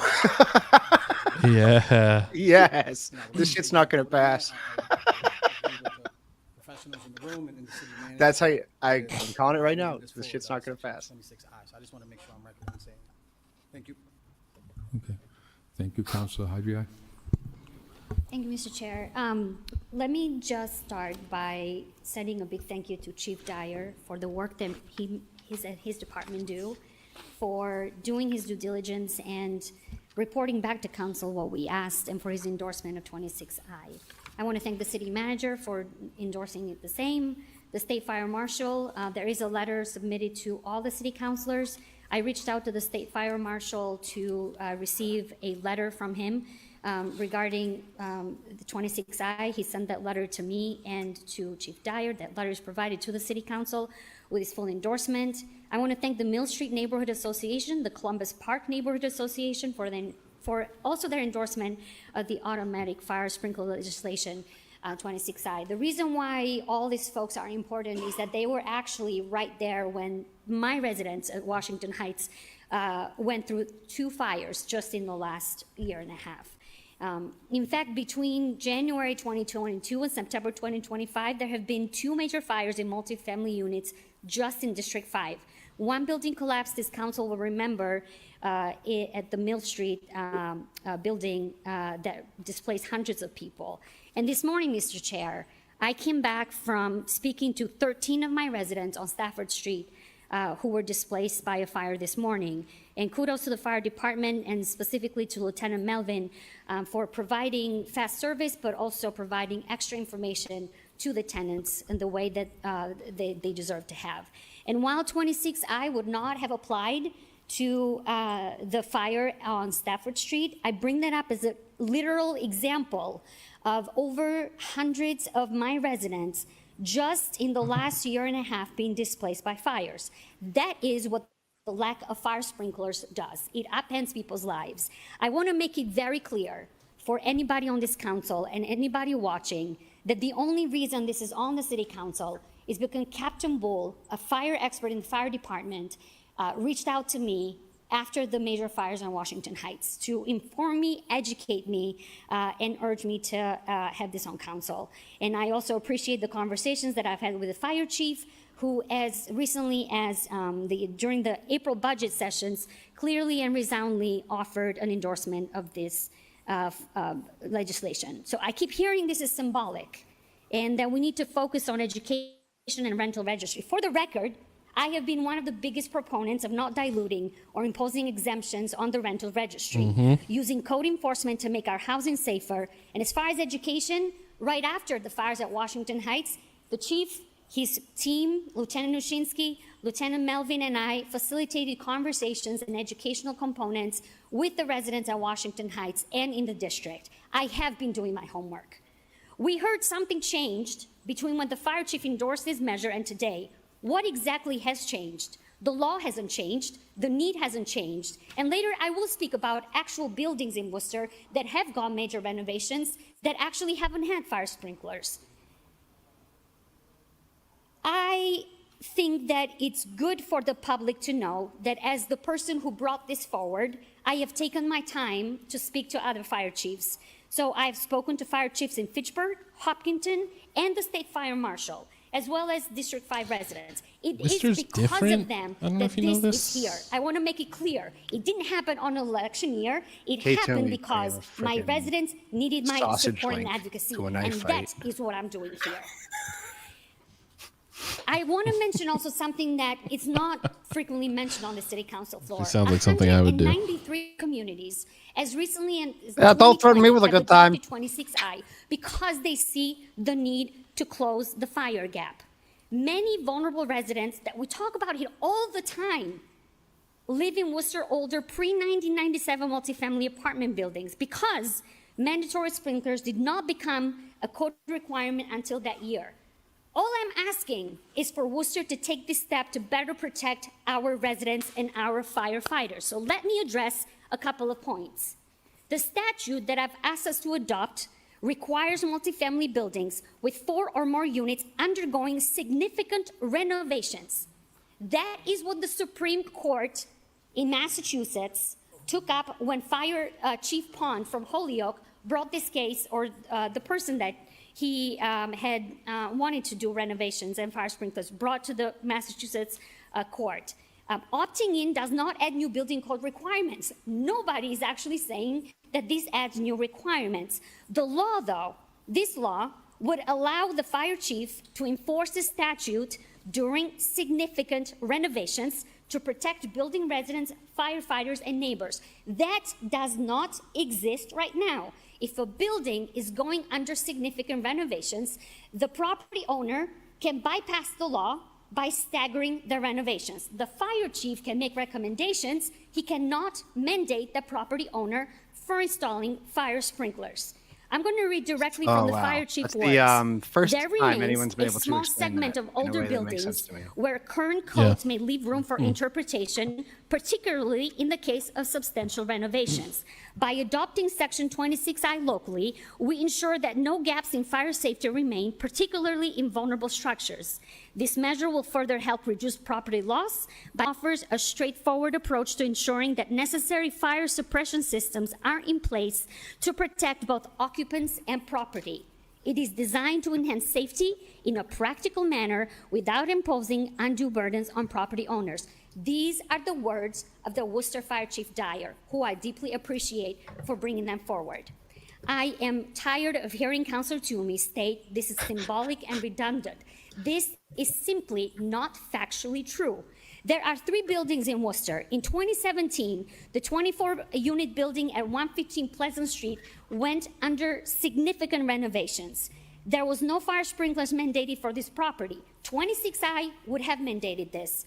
Just recently, 132 Millbury Street was renovated substantially. No fire sprinklers were installed. 26I would have changed that. 26I is supported by the Worcester Fire Chief, by the city manager, by the Massachusetts Firefighters Association, the Board of Fire Prevention, the National Fire Protection Association, Mattel is and the State just Fire too good Marshal, to be on the Worcester and State Council. 193 communities We need to get, throughout we need the to, state. and The State Fire Marshal and the Fire Chiefs Associations actually supported briefs when Chief Pond in Holyoke appeared in front of the Massachusetts Supreme Court to discuss 26I. So why can't we do this the same? I don't understand why the public safety community at large and here locally, including the fire union, including firefighters in the front lines, have declared that such systems are the best tool to control the spread of a fire. They have argued, as has really our fire trust the chief, firefighters, though. that's a matter of public safety, that the chief of this city department, But of did the you fire call department, Anthony has Petroni? the ultimate authority to allow property owners to not bypass the law. I will give you an example.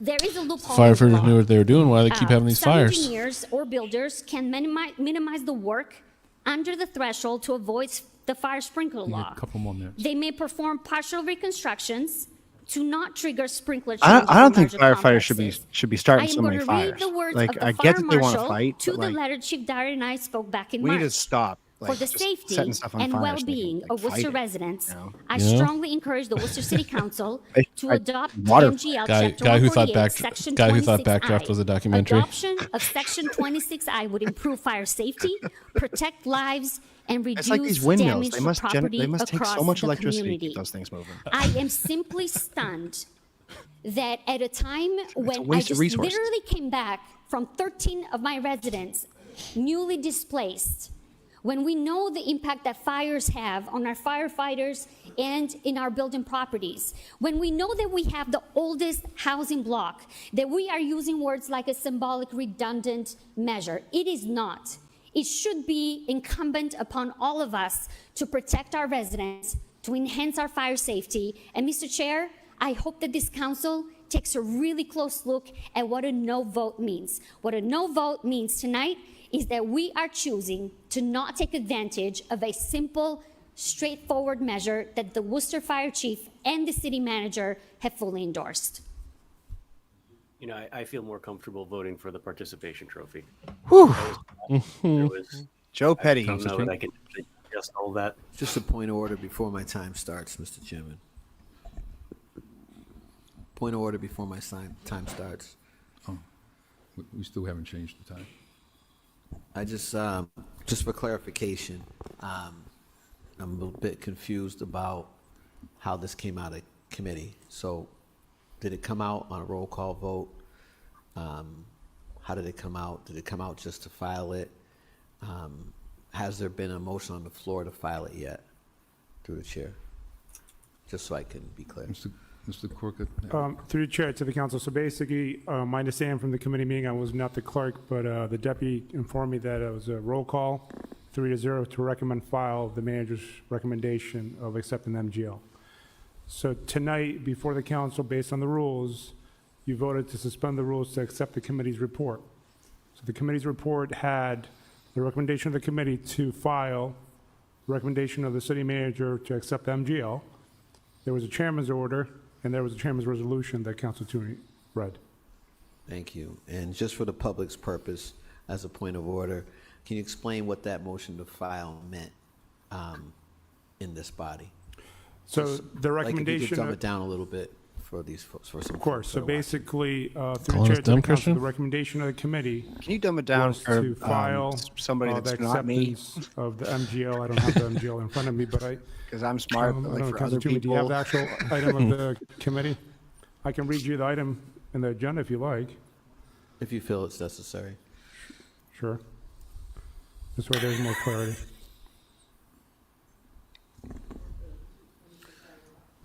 God damn it, Kate. Oh my God. This is just... So basically, what's before the council tonight from the committee is It's standing up it was pointing at her phone. communication of the You're trying city to manager show that in terms of the fire he's upset department and and the public safety committee. And it says Yeah, but look at this text from Anthony MGL Petroni. Chapter He says- 148, Section 26I, which mandates installation of automatic fire sprinkler system in residential buildings with 4 or more dwelling units. and that was referred to the committee back in April, and now it's coming back under suspension tonight. Thank you. And through the chair, again, point of order, in order to maintain my time. So sounds to me, just if you could clarify, there was no action taken on adopting the Mass General Law. The action was taken to file an item to committee. And the second, that's one question. Is that a fact? And question number two is, did that body have the option, based on the rules, to take action and recommend adoption or not, through the chair? Through chair to the council. So basically, in terms of committees, there are very different rules for council and committees. The chairs have a little more discretion based on the chair, as the chair of the committee, number one. Number two, they also rely on Robert's Rule of Order. Council is very different because it has outlined rules, as you know. So basically, my understanding from the committee meeting was the committee could have recommended adoption or recommended approval, or they recommended file, which they, in this case, they did. Okay. Thank you, Mr. Chairman. I'm ready to proceed. Thank you for that clarification, Mr. Clerk. It's very clear that the committee did not take action to adopt or oppose adoption. It took action to file an item, and I wanted that clarification as a member of that committee stated in their testimony on the floor that was their understanding. So thank you for the clarification. Through the chair to the administration, I would just like to ask the chief, if possible, and the city manager to just weigh in on whether or not gaps would be filled in existing fire protection for the city of Worcester. Can these two employees of this body weigh in and publicly defy the will of the top vote getter of this body?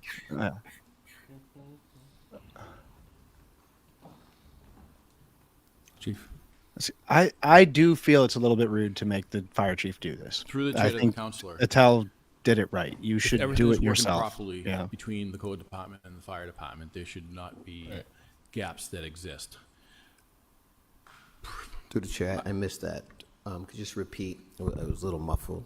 If everything is working properly within the city, there should not be gaps between the application of the building code and sprinklers being installed where appropriate. I think if we look at some situations in the past with perceived gaps,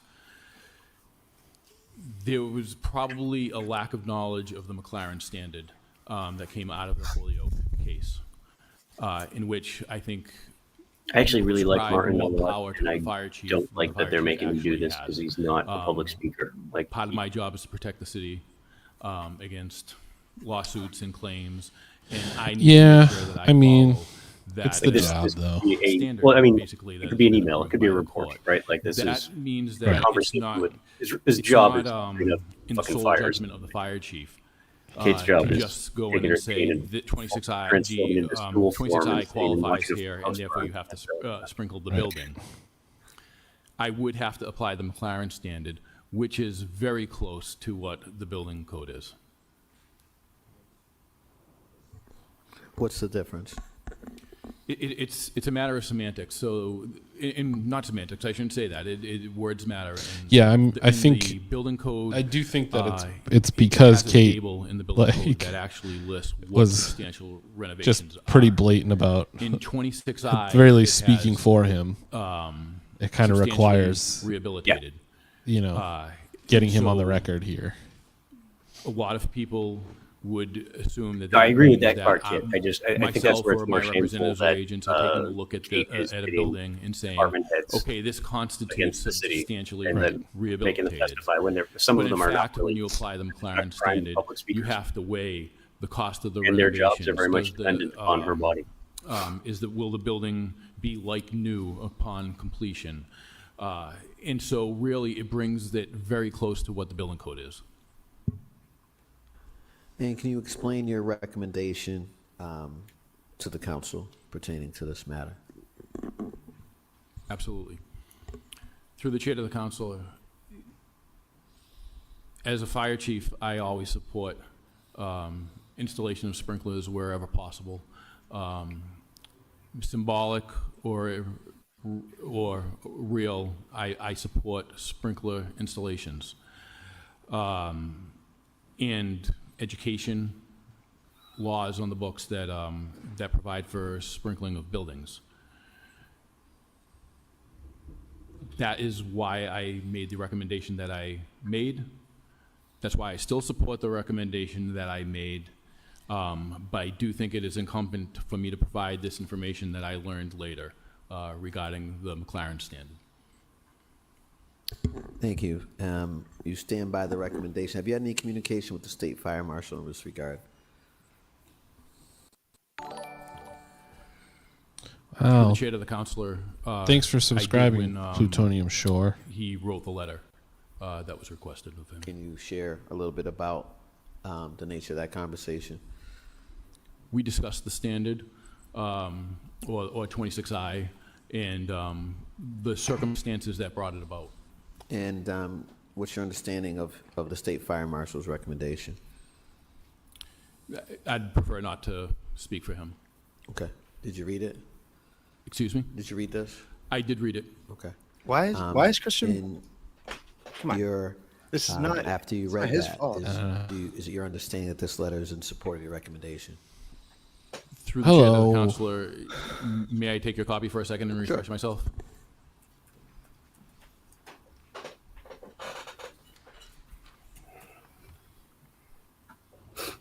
What is up, Plutonium Shore? Hello.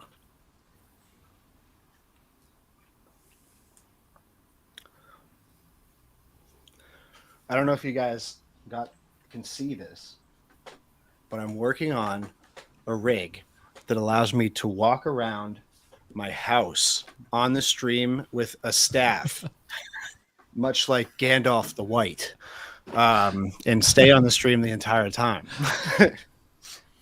I think it's going to work out great. I substantially agree with this pod track letter. I do caution in the third paragraph about the gaps. Once again, I'll reiterate, if the building code is applied appropriately, I believe that 26I would not come into play. Why does he keep? It's weird that he just say what you want to. What does Kate have on him? I mean, technically, she can help fuck his during job. budget hearings, did you make similar recommendation today that you stand by the recommendation that this body adopt this through chair's measure during budget? Through the chair to the counselor, yes. Okay. Mr. Chairman, we've had fire department's had a number of challenges over the years. Christian, why didn't you just ask that? Just audit ask that one that last department. question. Do you We've still had change stand in by this leadership. recommendation? We've had Not much of a lawyer, are working we? with administration to make it better, and I think we're moving in the right direction. State Fire Marshal, our chief, is recommending adoption of this. It's recommended it throughout this entire process. It simply makes sense, Mr. Chairman, to make sure. This sounds like a safety measure that will fill any gap that potentially occurs. And this is applicable to, as mentioned, any significant rehabilitation or substantial rehabilitations on properties with 4 or more units. Through the chair, if you could also just clarify, it's my understanding that the state code also requires sprinkler units on new construction. Is that correct? Through the chair, Chief. Through the chair to the counselor. 4 units or more. The state building code. Yep. The state building code requires installation of fire sprinklers for 4 or more units. Yeah, so I'm not quite sure what we're quibbling over here. It's similar, but can potentially fill a gap if there's something that's not applied in uniformity, or if there's a circumstance that's rises outside of the norm, Mr. Chairman. So for those reasons, I will support this. Thank you. Thank you. Anybody else? Council Toomey for the second time? Thank you. This should be hinged. We asked to take 16A along with this, which is the report submitted August 19th, 2025, from the city manager who brought forward the report from This the is the chief. one where he says The city manager's that he report supports said it. that he respectfully submits the attached communication relative to a council request on the impact of adopting MGL Chapter 148, Section 26I, as received from Martin Dyer, Fire Chief, and forwarded for the consideration of your honorable body. The adoption of MGL Chapter 148, Section 26I in Worcester would not affect existing buildings, trigger new construction or retrofitting requirements, or impose additional costs on property owners or renters. The measure just reaffirms the municipality's established commitment to fire prevention and public safety, as current building codes and enforcement practices already meet or exceed standards outlined in 26I. The chief's report, the adoption of 26I will be an affirmation of our commitment to life safety, but its adoption will have no material impact on life safety outcomes or economic conditions in the municipality due to the following: full alignment between the fire department and building commissioner on enforcement commitment of to life existing building safety. codes. No This is existing crazy. buildings in Worcester I feel so much will be better right affected now. by its adoption.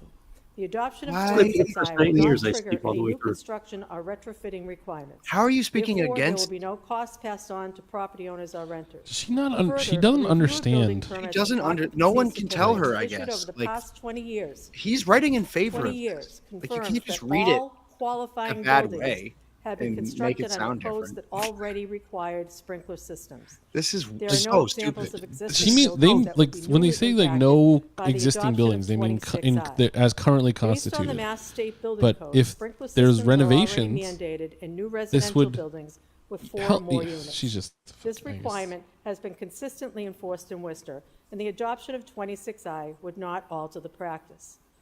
The adoption of MGL Chapter 148, Section I guess I'm back on the 26I car will side. have no economic impact, no effect on existing buildings, and no new measurable improvement in life Well, safety that outcomes in goes to Worcester. what Bill was talking about earlier, Again, which is adoption her will be boss. symbolic, which we have. Anthony Petroni passed- told her to I get brought after forward it. A resolution to make sure that the citizens of Worcester know that we support the fire department and fire safety. That's symbolic. It's not adding an extra layer. It's not confusing what's already there. The chief has said very clearly that it Kate, supersedes you are an extra layer. the, Fucking what the fuck? sorry. Shut up. Let me just find the actual thing. You are too stupid Um, for this argument. You don't know what you're talking about. Just Are those, The are those requirement, ballots behind Nico that he's tampering with? Is that what's going on back there, measurable Bill? life safety. Start a Okay, rumor. I'm sorry. And the manager. They're adding ballots. Measure reaffirms municipalities. He just pulled a sweatshirt out of a trash can for candy. candy. He just pulled put all those ballots in Candy's coat. Already meet or exceed the standards outlined in 26I. So again, I guess I want to ask, just for clarification, passing to the chief, and I'm sorry to ask you to come back up again, but this. No, you're this not. statute will not have literal material benefits to our housing stock, our residents' lives. Stop or those asking of our leading fire questions. department, correct? It Stop. will not have any literal material benefits. Chief. Through the chair to the counselor. Adoption of this, again, the building code, as I've stated in my communications, the building code, let's go back a little bit, right?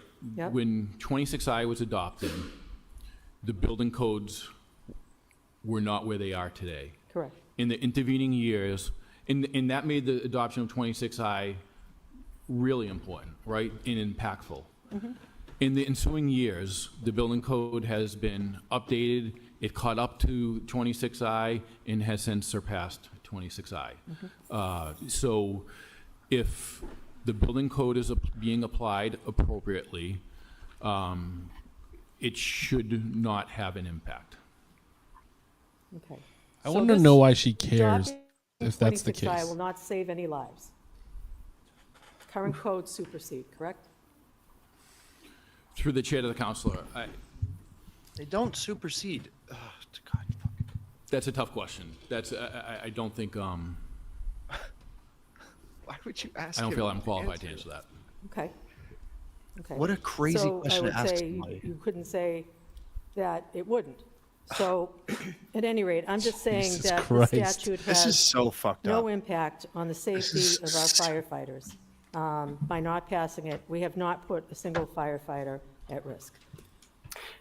Has anybody asked RFK Jr.'s opinion for the cause of fires in Worcester? Mr. Manager? Yeah, I just want to step in here real quick. I think the question that that is being asked at this moment, it could potentially imply, right, that if we don't have a sprinkler system in the 4 units or more based on extensive renovations, substantial renovations, and the fires in this sprinkler system is not on or is not put into these units, there's a potential risk if there was a fire and firefighters would be exposed to that, could there be a potential life risk? I think that's the real question. And the question could be yes or no, depending on There's the no real actual answer. fire itself, right? And so there's been situations where there's No been fire, real the fire answer. department has done a great job. Their tactics as part of the strategic plan has shifted a lot of their tactics in the way they operate and manage fires. And I think that's something that has been a model for Worcester, that's been across the state and across the nation. But it's a what if. It's a what if, right? And I think that is the risk that we collectively, as a city administration and city's council, need to understand and then make a decision based on that risk. Is this something that we want to mitigate that risk? Is it not? And that's a collective decision that we have to make. Okay, Eric. Tell her she's being stupid. And/or exceed Somebody- Why are you protecting what her feelings? 26I would bring. So I feel very comfortable with the current building codes and the city, the state and city building codes. And tough. again, as I said, we definitely affirm support for the fire department, and I think that we need to focus on those things and move forward. And I want to thank the chief for all of his work. Thank you. Councilor Bergman? She's so desperate to get this knocked down. It's fucking crazy. Thank you, Mr. I Chairman. don't know why. I just want to ask the chief a question before I speak on the subject. Dude, Through the this- chair to the It is chief. so absolutely If I understand brutal correctly, please correct what me if Kate I'm wrong, the International is Building doing to the Code chief. does not have the language that's being sought here in section 26I. Is that correct? It has different language, similar language, but different language. Through the chair to the counselor, that is correct. Mo's running for mayor. The He's International Building gonna. Code, if I'm correct through the chair, He's is something gonna- that's adopted pretty much by every city and town in America, and because it's called international, I'm assuming beyond America. Is that correct? Through the chair to the counselor, it is widely adopted. Many states, including Massachusetts, make state Mayoral amendments candidate And many Bergman countries weighs are in. through the- correct as well through the chair. Would you have Through the negative chair to the feelings counselor, about that is me? correct. So, thank you, through the chair to the chief. Everybody You better know, do that survey, and so many everybody better say times, no, they don't. Difficult subjects Get him are in this framed fucking race. in a way that, I think is not fair, and this is one of those issues. There's nobody here that wants to minimize the risk to individuals from fire. Well, Worcester Kate has suffered been more doing than any that city I can think all of night. when it comes to fire tragedies, and it's certainly not because of the lack of an excellent fire department. It's just an unfortunate set of circumstances that Worcester has suffered. No, it's so because many it's tragedies. a lot That of it's doesn't mean because we of can't fucking try to choices protect that we make in situations like we this. should. But we also have to weigh, are we really preventing something versus just saying we're preventing something, and at the end of the day, we really haven't changed anything. Now, I listened carefully, and it was important to hear some of the comments made by other colleagues. Yes, the fire marshal has issued a letter. The fire marshal of the Commonwealth of Massachusetts, yet despite that letter, 193 communities have signed on. But then always, whenever we hear these numbers, Despite it's that always letter? worthwhile to remind everyone that there's 351 communities in Massachusetts. That's barely 50% even though the fire marshal says it's something to do. Yet the chief will tell you, and he just did, that pretty much every city and town in America has what we already have.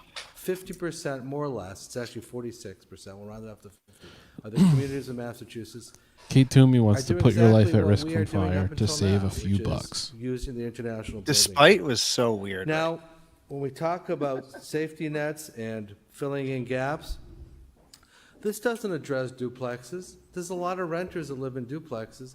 This doesn't address single-family homes. There's a lot of people. So that then rent pass this and then pass one for single-family homes. those. It doesn't even address ADA units, which is something that is more and more likely to be more and more relevant This is crazy. going forward.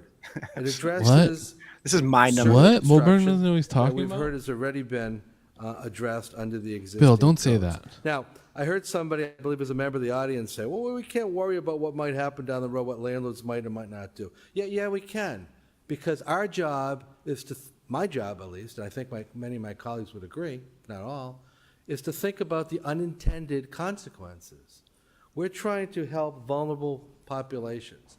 Now, I didn't hear it Landlords. said, but I'm going to suggest that I feel confident in saying this, that if a tragedy happens and a building gets severely damaged, oftentimes the insurance doesn't cover the upgrades. So what does that mean? Does it mean I'm feeling bad for the landlord? No. What it means is I'm thinking about the unintended consequences of the owner of that building having to decide whether they're going to rebuild the building with their own money because the insurance doesn't cover it, which potentially makes vulnerable people have less opportunity for units.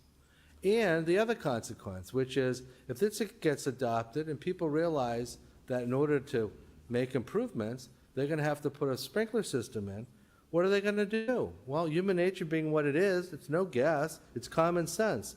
A lot of, unfortunately, people are going to try to do the work without the permits. And when you do the work without the permits, you get exactly the tragedies we've had in Worcester, where people are doing this is work some line of without thinking. pulling out permits. So yes, it's a tough call, but it's not about who cares about people and who doesn't care about people.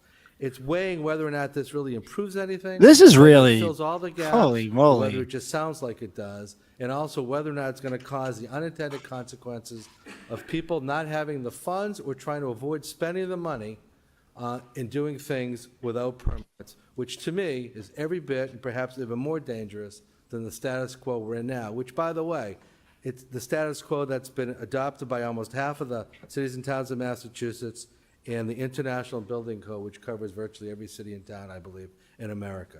So I will vote, as I did in committee. I understood what the question was, not because I don't believe shots we should be fired. trying to protect every life. We should. But because I believe the unintended consequences are going to outweigh the benefits that that are being suggested, which, again, we have so many gaps. We can't fill them all. We can only do what's reasonable. And if half the cities and towns of Massachusetts think what we're doing currently is reasonable, and if the International Building Code says what we're doing is 30 reasonable, Wow, Mo's a real glass half empty type of guy. the way it is. Thank you, Mr. Chairman.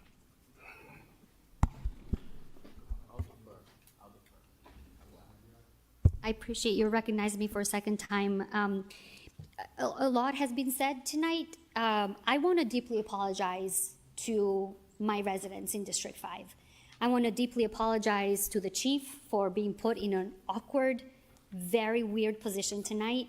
I want to apologize to future people who end up being in those buildings with substantial renovations that will not be required to have fire sprinklers, because we may have a disagreement between building codes and fire chiefs in the future. And I want to apologize to the residents of Worcester on behalf of the city council, or at least the folks that are going to vote against this resolution. I want to apologize to you, the residents of Worcester, because even a symbolic gesture, which I don't believe this is, but even a symbolic gesture that poses absolutely zero consequence, that simply affirms our commitment to fire safety, that members of the city council could not bear to bring to fruition. If people want to punish me for my ideas or for bringing things forward, that's totally fine. Please find ways to do that. But to take a vote against something that this fire chief has said, to have him sit here among awkward questions and being put in an awful position, I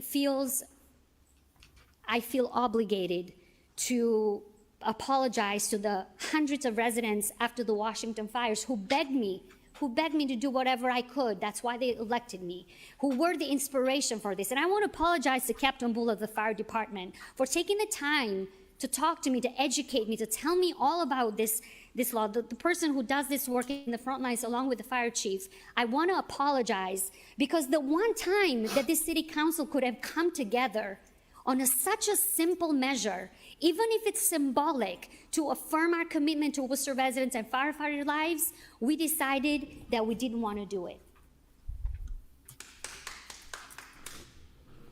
Okay, Council King. Thank you, Mr. Chairman. To the administration, I just want to hear from the city manager as to whether or not he remains in support of this measure. Through the chair. Mr. Manager. Yeah, through the chair to the council, I stand by my chief and the recommendations of my chief and what the chief has articulated here today. There is extremely important that there's a lot of nuance in terms of what we've discussed and what we've presented before the council in both reports, the one in February and also the one in August. There is a lot of information here, but there's also Say whether or not you support like I it. said, nuance and intricacies that we would have to sit here and explain every single code, the comparison versus the clearance, and what the role of the fire chief plays in a situation where the building code is not applicable or is not applied in the way it should be. And the chief has said it here, if the building code is applied the way it should be, then we should not, this 26I would not come into play.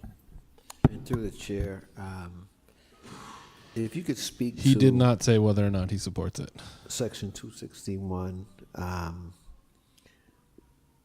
trying to understand where it would be harmful or how it would be harmful. I'm assuming you don't think it would be to an owner of a 4-unit or the folks that are living there. If you can kind of explain to me any concerns, if you have any concerns about a negative impact this would have on our city. Mr. Manager. Through the chair to the council, like I've said, we've said in the reports, it wouldn't have a negative impact. I think what it does is, and again, it all comes down to the applicability of the building code and the interpretation of the commissioner of that building code and comparing it to the clearance. If there is any disagreement there, that's when 26I steps in, where the chief has then the ability to come in and authorize his recommendation. If that is applied correctly, there's no issue here. And so I guess for lack of a better terms, the only impact that I think it could potentially have, and there's been communicated here before, is that if there is a requirement for substantial renovations, and there's a requirement through the building code that is applied correctly, it would require any building over 4 units to install sprinklers.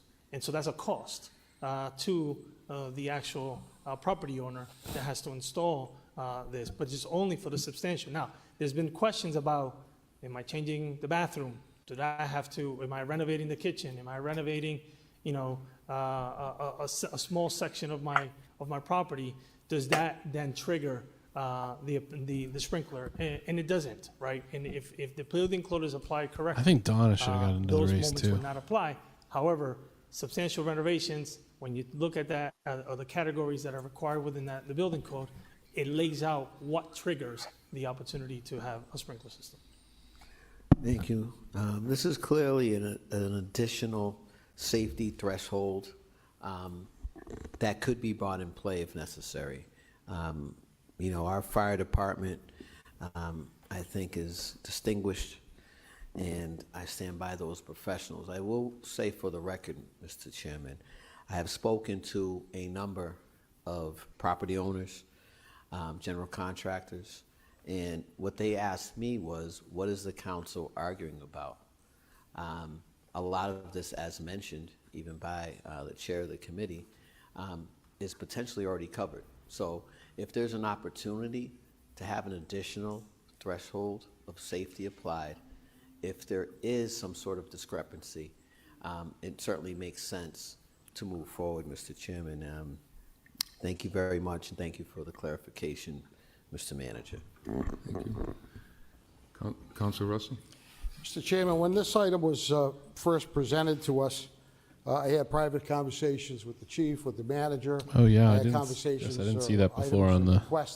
We talked about Caden being number one. I didn't see. I at that time asked about the Edson, gaps. I asked Joe Petty, Christian King, our building Sarkodie, code today running for mayor. that we're enforcing and doing a pretty good job at enforcing it, versus this 26I. And if it was adopted, what would be different? I asked for a chart or a spreadsheet that shows exactly what the differences would be. I even asked the city council staff person today to go back and make sure, look through all the paperwork we've received on this item, because I thought maybe I had missed it. And I haven't seen it, and neither did he. I asked for a definition of the word substantial. A definition of the word substantial. We have a reasonable chief of the fire department. We have a reasonable staff and new commissioner at the code department, and the assistant commissioner that did such a good job filling in. And I trust all of those professionals to be reasonable. But down the road, that word substantial, I thought really needed to be defined. I still haven't seen an actual definition of that. Mr. Chairman, this letter that was circulated today by the clerk's office and the staff from the office about the fire marshal refers to this item not only including 4 families and above, but also including things like dormitories, hotels, other kinds of properties that I didn't realize were included until I read that. Porch bill. Yeah, I got the staff Mr. ready, Chairman, but I'm going to wait my for a less understanding serious is time to really test it out. If you have a 2-family today, and correct me if I'm wrong, Mr. Manager, or anyone, I don't see the code commissioner here, but my understanding, if you have a 2-family and you're added a unit, you make it into a 3-family, you have to put sprinklers in now, even for a 3-family. This item is only dealing Nice part with about this is I can 4 mute it right on the units device. and above. So right now, my perception of what we're doing as a city, as far as enforcing and mandating sprinklers, is actually tougher than what this 26I is, because that's only dealing with 4 units and above, and we're imposing it on 3 units and above, which I think is a great thing. But it begins to come, like confusion too, so that if we put out that we're enforcing this new rule for 4 units and above, does that mean those that have 3, all of a sudden they don't have to do that?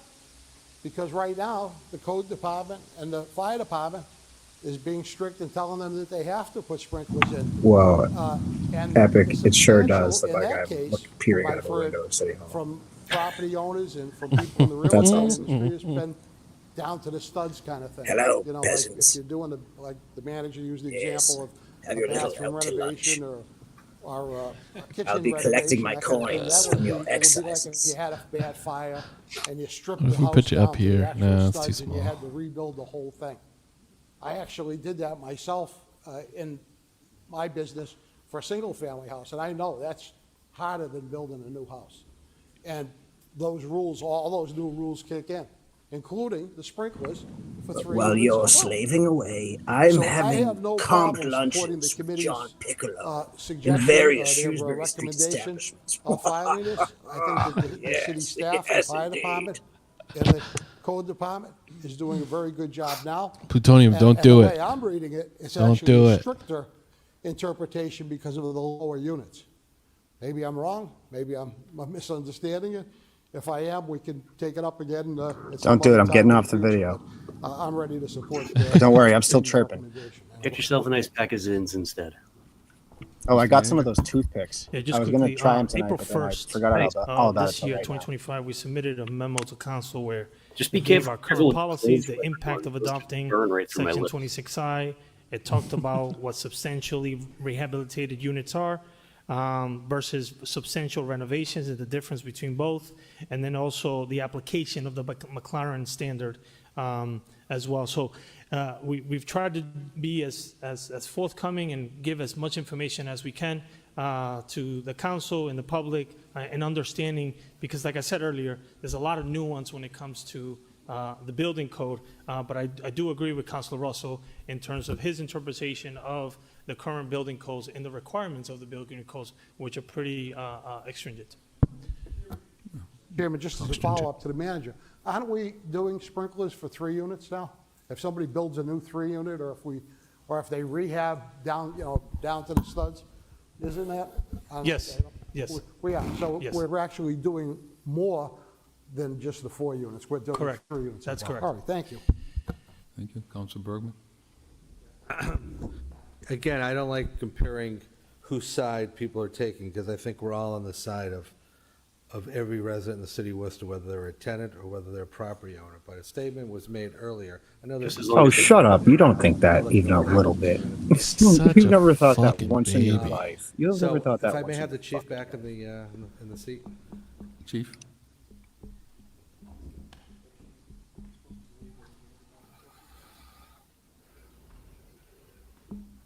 What do you think the fire chief is pouring himself after So this? through the chair to the chief, could you explain Whatever it as is, best it's as me. you can what the sprinkler review board is? and Straight from which the means I bottom. believe in Boston. Don't even waste a cup. Through the chair to the councilor. So it's a board that hears appeals to orders to file, or orders from a fire chief to install sprinklers based off of whichever, like maybe 26G, 26G and a half applied. They could appeal that to that board. And through the chair, is it fair to say that sometimes the board, first of all, the board's made of professionals. Is that fair to say? Through the chair to the councilor, in my opinion, yes. And through the chair, sometimes the board sides with keeping the order of the type of sprinkler system that has to be put in. Sometimes they modify it, and sometimes they turn the decision on its heels. Is that fair to say? Through the chair to the councilor, that is fair. And is it fair to say that under 26I, the opportunity under the other sections of that statute to appeal to the sprinkler review board is eliminated? Is that fair to say? Through the chair, that is correct. Okay, thank you. So I mean, just follow up. There was a conversation made about speaking to property owners saying, well, I don't see any problem with this. Well, maybe they didn't. I don't know how many were spoken to. But if they were made aware of the fact that there was no longer an appeal and your whatever decision is made, you have to live with that, I think there'd be a lot more concern. I mean, I think there's an opportunity. Oh, so it's not symbolic the anymore? section of the statute, the way it currently exists, to have a Interesting. neutral expert body. Interesting. make When did this get, decisions on whether or not the decisions of what types of When did this sprinklers, get not types of symbolic? sprinklers, are. Seems like it's not makes symbolic sense, and anymore. it's fair. Weird. And now you're eliminating that Huh. altogether. I only bring that up because the comment was made that Seems like developers they're don't maybe seem to lying care. about Well, the symbolic thing. the ones Now I we're speak talking to about a seem real to, material change. and they may or may not know about the So sprinkler board, stupid. the opportunity or lack of opportunity to appeal something there. But I do think eliminating that is something significant and shouldn't be overlooked, because sometimes the decision is to uphold the sprinkler decision. So it's not a pro-landlord or anti-tenant board. It's a fair, neutral board that gives people another opportunity to weigh whether or not and what type of sprinkler systems make sense. So that's something that's eliminated by 26I as well. I think it's important to note, especially when it's been brought up, that this doesn't seem to have any impact on anyone, because it does. Point of order, Mr. Chairman. I'm going to. Oh, you coming out?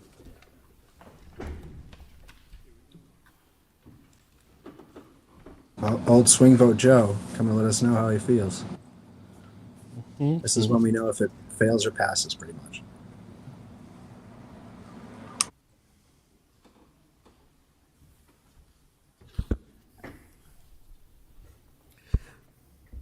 Mayor Petty.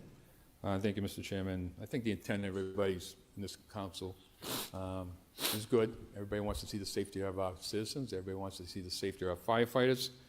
And I've been listening back and forth for the last hour and trying to figure this out. I go back one way, go back the other way. I think Council Russell probably put a good perspective for me that the current law, the current building code is even stronger than 26I. Well, it's going He- to fail. he It's put going in to fail. perspective for you. It involves 3 It's going to fail. units. or more. Kate Toomey gets her way. There you go. Addition. So the law is there, the protection is there to make sure 6-5 vote. anybody who builds, rehabs completely, they have to put sprinklers in. Correct? Mr. Manager. Yep. You're gonna leave me 6-5? It'll be very clear here, so I'm someone sorry, who built. Mr. Mayor, was that a question? No, he shook his head, yes. Okay. So, I do agree with Council Russell in that 26, the statute is now, the building code is stronger than 26I. So people He have to put got his mind was changed And, by continue. Council Russell, but Unfortunately, he's now we have reading this disagreement here, notes but off of paper, I seemingly. think the intent here is A good for printout. everybody, that these sprinklers will go in. If someone comes in front of the fire department, or the building, the code department, is to make sure that people are safe here in the city of Worcester. And no matter what we do here tonight, they will continue to be safe and make sure that the code is implemented correctly and that sprinklers are put in. Thank you. He's voting against it. Yep.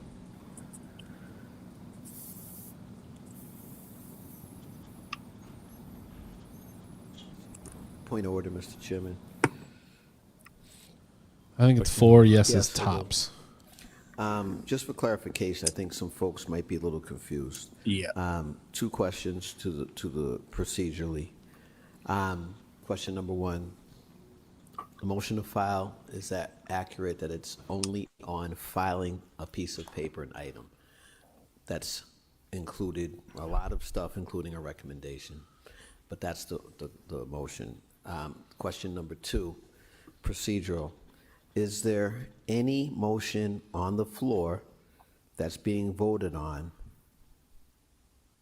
that recommends adoption of MGL Chapter 148, Section 26, 261, sorry? Is it, right now, there's a motion from the subcommittee of public safety to file The item, the 26I. just the item, correct? No, they recommended against implementing 26I, is my understanding. Let's Is that ask him to the clerk. To the chair, to the council. So basically, the recommendation of the committee was to file the item. And usually, procedurally, it's Okay. either adopt or file, because if you're not taking any action, you're filing with the You're clerk. going to adopt an item? So what the recommendation of the manager was, and Mr. Manager, correct me if I'm wrong, your recommendation to council was to adopt the MGL. So if council votes to adopt the MGL, that's a vote to adopt, or the council can, in this case, file the item. Voting not to file does not adopt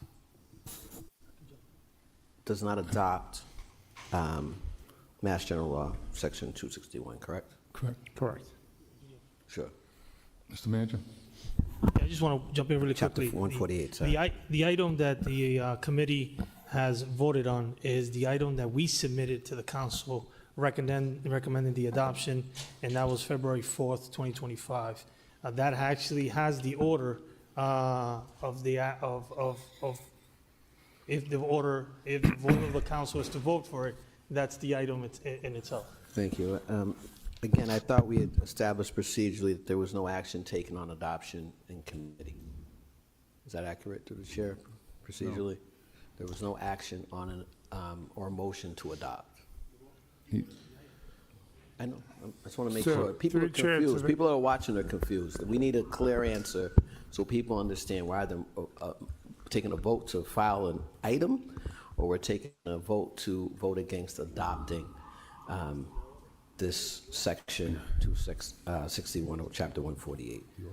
So through the chair to the council, so basically what happened in committee was that they recommended to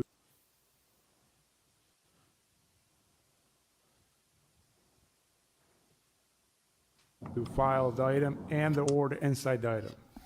So they took no action Thank you. whatsoever in terms of adopting. So that was the Thank you. recommendation before council.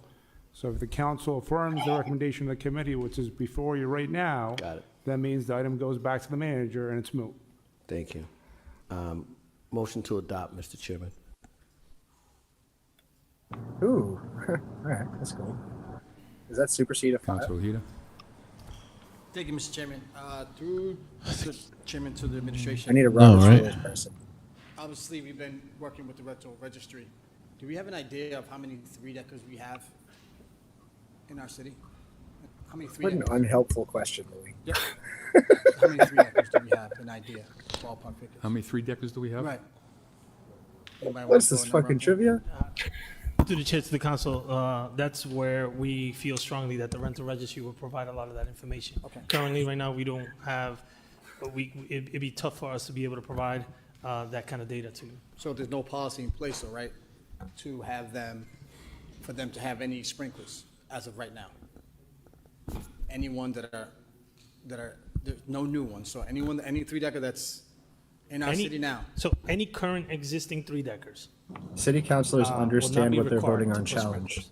That's Starting now. That's Right, real. unless That's it's- important for people to know. Any unless it's current major. three-deckers, unless there's substantial renovations, whether you want to gut the entire units or building and renovate the entire, or there's a fire and you have to do a substantial renovations, or if you're building a new, that's when the sprinkler system will be Okay, required. I just wanted to make sure we all understood that. I think we did, but I just wanted to make sure. So therefore, not many people will probably rush to get a sprinkler system in because of the cost, unless there's something else as a city, we're gonna be helping all the three-deckers put in new sprinklers. And, you know, some people have already reached out to me asking what can they do to add another apartment at their dwelling. So when that happens, they're gonna have to have a sprinkler system. So therefore, they're gonna pull away from that. So that's, we're not helping with the housing stock that we have, you know? So this kind of, I could be wrong, but kind of contradicts what we're trying to do if this policy, if we're not pushing this forward to help, but at the same time, the city's filled with three-deckers at the end of the day. So we need to understand that going forward, we need to make sure we're protecting our residents, and that's why this. So 3 yes votes 26I. at best. Probably 2. Absolute People are best, probably probably gonna push two. away, and then we're gonna have a lot of three-deckers, and my point is, we're gonna have a lot of three-deckers in our city that probably aren't gonna be safe. Because What? because of this back. I feel he's going right behind you. It's Be careful. unfortunate, we're here. How does this, I think what is he, what? this He kind of doesn't- makes sense, but that's just me, and everybody else may feel a different way, but we do have a lot of three-deckers, and there's no policy in place, so we need to, you know, if we don't push this forward or whatever it may be, we need to, you know, come back to the table with this and try to figure out what we're gonna do. Thank you. Oh, Mr. Chairman. maybe 4. I don't know. I can't tell if it was Mr. Chairman, 4. Council King is absolutely right. This is going to confuse the heck out of the public. And I apologize to my colleague, Councilor O'Hare, for getting up and correcting him. But this item has nothing, the item that was presented by the administration had absolutely nothing to do with three-deckers. Nothing at all. And the code that's enforced right now by the code department that deals with adding a unit like to a two-family or building a new three-decker, which I think you need a variance for anyway. If you were gonna build a three-decker today, it wouldn't fit in any of our zoning classifications unless you went for a variance. They would have to put the code department, away from this item that's before us, is currently requesting, or currently mandating that they put in sprinklers. If there's a fire at a. No, Travis is busy and they tonight. go through and gut it out and rebuild the whole thing. The city right now is currently mandating that those new units or rebuilt units have sprinklers, which is all a good thing. But there was never a proposal, and correct me if I'm wrong, Mr. Chairman and Mr. Manager. Oh, there was Travis never is listening, a huh? proposal before us to Nice. go around and mandate to every three-decker to put sprinklers in. Because I think it's important that, you know, Freaky. people in the community know that was not even on the table. Those, you were all grandfathered in, and that's it. So, Mr. Chairman, I moved the question, and I think we Okay. should move this to a vote. Okay, And I so, think we should be clear, though, of what a yes vote is and what a no vote is. I'll explain that, I yeah. thought it was, you know, a yes vote would have been to agree with the committee. Correct. And file the, So the committee has looked at the ordinance and has rejected the ordinance. And that was proposed by the city manager. So they asked to file this item. Point of order, Mr. Chairman. There was no action taken on to adopt. We had a council that stood up and made that point at the beginning of the meeting. It was part of that committee. I think we just had this discussion with the clerk, that the item was part of the committee's report. They filed it, which means that they don't want to go forth. So if that fails, we don't take a vote on the adoption of the item.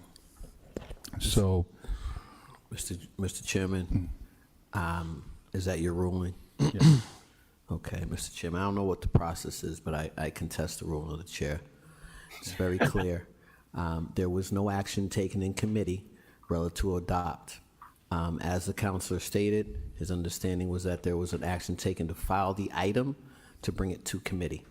The motion to file came on the council floor. Mr. Clerk, this is the item, correct? So through the chair. That's actually a good Council, point. correct. So the item was in committee. There was a hearing earlier before this meeting tonight. The committee voted 3-0 to file this, to report back to the council to file the item. There was not a vote to adopt.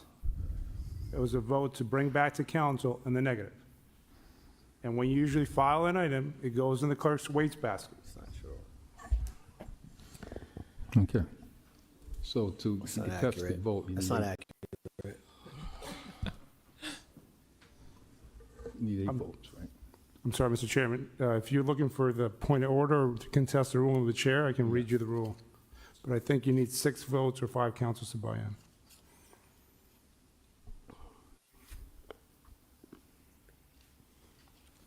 So Rule 14, chair to conduct meeting, challenge of the rules. Yeah, what's it say?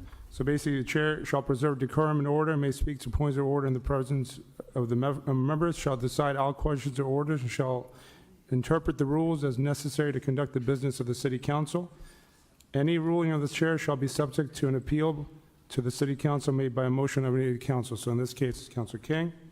And then no other business shall be in order until the question of the appeal shall have been decided. 8 votes.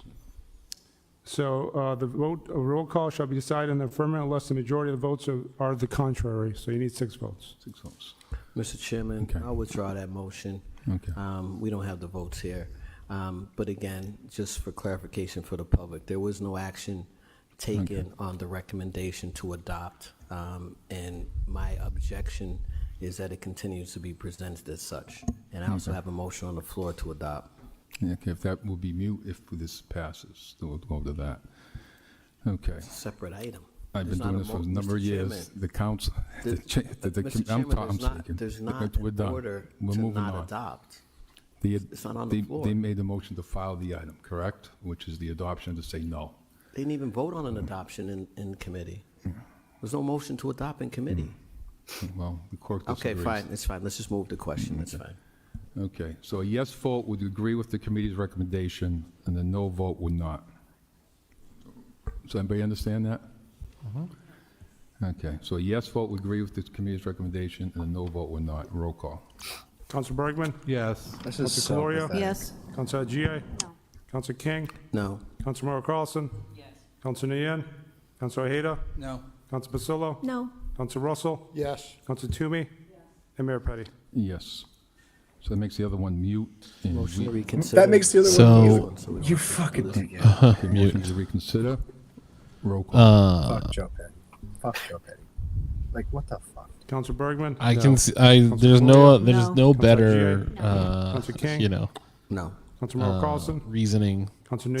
to Councilor donate Ojeda? and vote for Councilor your Pasillo? No. Councilor Russell? No. counselor, Councilor your Toomey? candidates No. of choice. Mayor Petty. I shared No. the So the motion, we have Just a few of the links that I from the had. committee. We have the audit request city manager provide council with report concerning incentives city can. Before, implement to but encourage yeah, we got to get out and individuals volunteer and vote sprinklers for in people their because property. fuck these Those in motherfuckers. favor? Also, Linktree Then we have /Worcester the, Sucks takes you to a list of resolution. donation and volunteer We have roll call on opportunities for that. every good candidate. Roll call. Every candidate that's Beautiful. reasonably on the good side. So, Tell us what that was. again. I can't hear you. The last item that you said all those in favor opposed so voted. Yeah.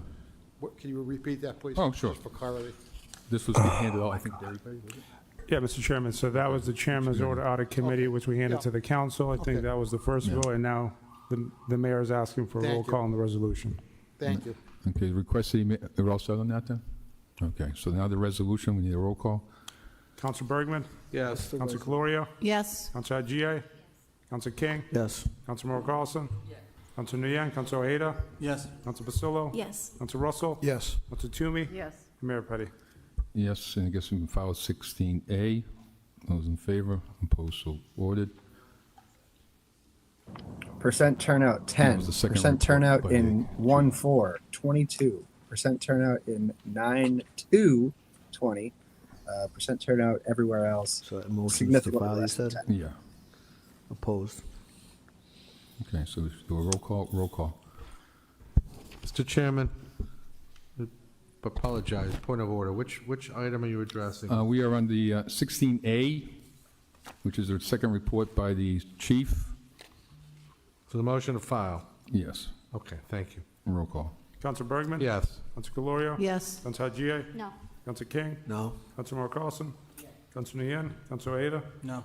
Council Basillo? No. Council Russell? Yes. Council Toomey? Yes. And Mayor Petty? Yes. Okay, we have first item of business by, first item of business, okay. Let me go through, before we go to economic development, let's go through the petitions first, okay? I know that there's a lot of people in the 9A city is that referred to the might Department of probably Public not pay Works and attention Parks. to Those in city favor, opposed, politics, so ordered. 9B, but probably pay referred to attention to planning national board. Those in politics, favor, opposed, so and ordered. the 9C national to politics are about to 9A fall down for on the our Public head Works Committee. Chairman, C and D to the in a state like administration. Massachusetts, Those are just and repairs. these people As amended, the C and are D not for up to the fucking administration. challenge. And if No way. Before doing that, you, I'd like to speak on if you G. know That's okay. anybody And, who doesn't pay attention to my city phone- politics my but audio still guy. votes, You want to take the two? they need to understand that what's going to happen, what is already happening. We need people that are up to the fucking challenge, that are up to the fight.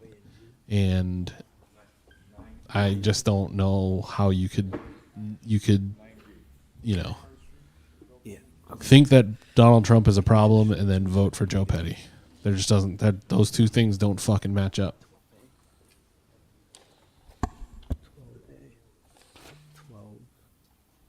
9G and 12A. Thank you. That'll be quick. There we go. Okay, we're going to take concurrently the petition filed by Mayor Joseph M. Petty, 9G, and Councilor Louis Ojeda to request Gardner Street from Main Street to Hollis Street be given the honorary name of William S. Coleman III Way. We will take Wow, concurrently brutal transition an right order here. filed by Mayor Joseph Petty. 12A, that the City Council of the City of Worcester does hereby declare that William S. Coleman III be made an honorary city councilor for a day on October 20, 2025, in honor of his passing and contributions to the city. Mayor Petty. Thank you, Mr. Chairman, and I want to thank Louis Ojeda for signing on to these items. And, I've known Bill Coleman for over 25 years, and people in this community probably know him a lot longer than I've known him. And we had Cheryl came in and spoke, Cheryl Rosen spoke, one of his best friends, and I miss Bill this election cycle. I think this is the first time with all of them, if I have to think about it. And 1 year he did come in seventh place in the council a few years back. He worked pretty hard. And he always wanted to be a city councilor, but he also loved the city and to participate. When I talked to the family about whether it'd be a nice honor, they had mentioned Gardner Street because he did a lot of cleanups there. Plus, I heard tonight he went to church in that area too and was part of that community. I just watched The Big Lebowski this weekend, Brian, and this is way too fucking close to Donnie's eulogy for me. not just there, but all over the city of Worcester. And went on the campaign trail for longer than I have campaigned. But I think it'd be a nice honor, this family, with the street naming, honorary street naming of Gardner Street. And also to make, You love the Pacific on his Ocean. birthday, we put a resolution, we can plan it somehow if the council all involved in the family. Maybe we can do both the street, if we can get the street done. He really loved that trash-covered street. The subcommittee, we can make it one nice event on the 20th of October with the city council and the community. He made his murals. You know, he loved it. made the mosaic. Loved it. He was always proud. And you know, I beat him every time, but he still tried. Back in the 70s. Thanks, Joe. Politics was part of his life. He was a member of WCT3K on a regular basis. And he was just part of this community. He was really part of the community. Everybody knew him and respected him and liked him. So I think this is important. So, thank you.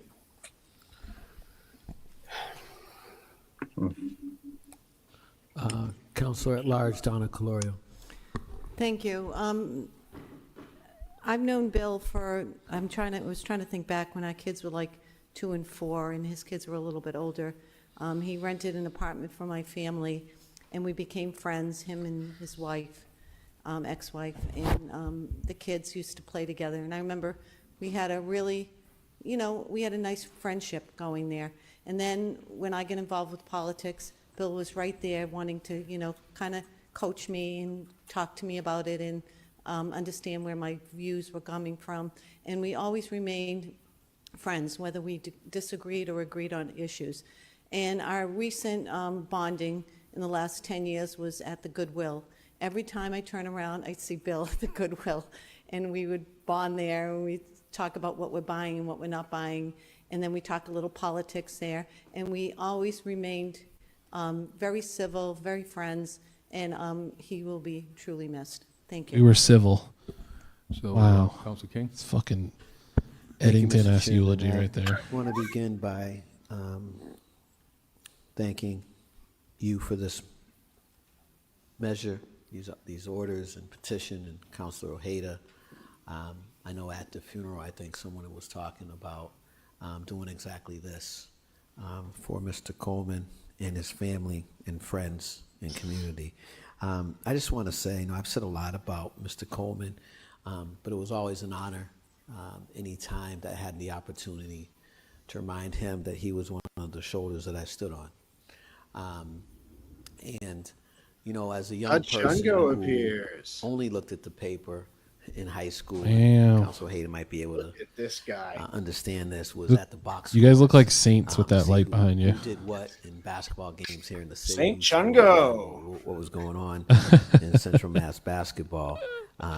There was one man who was constantly in the newspaper, working for the community, who looked like me, and that resonated. And that as I lights came up. onto council, was aware of the many attempts that he's made and some of the ideas that came to fruition. A lot of stuff was filed sometimes, but ultimately those things would come to fruition. A wasted life. So this is a good step. Stop talking about in the right direction, and they just all want to make it couldn't clear think of that more they befitting beat him than City Council and birthday. Thank you, Mr. disregarded his ideas. It's fucking Okay, disrespectful. so we'll take the order and 12 favor for that. Absolutely, like just emotionally taxing to listen to after what they just did. Council, someone raise the, Councilor Russell? Mr. Chairman, Yeah. you're filing, you're sending to the administration 9C and 9D, Yep. and the rest of them are going to Public Works, with the exception of 91, which one should be filed. Okay, so do those petitions first. All those in favor, post, I'm sorry, we're going to file which one? 91, that was the gentleman that came to the Okay, microphone. so motion is to file that item on, 9I. My new glasses Okay. are not great. I forgot about that. Okay. All those in favor? Opposed, so ordered. And 9A was sent to the clerk. And all those in favor? Opposed, so ordered. I mean 12A, yep.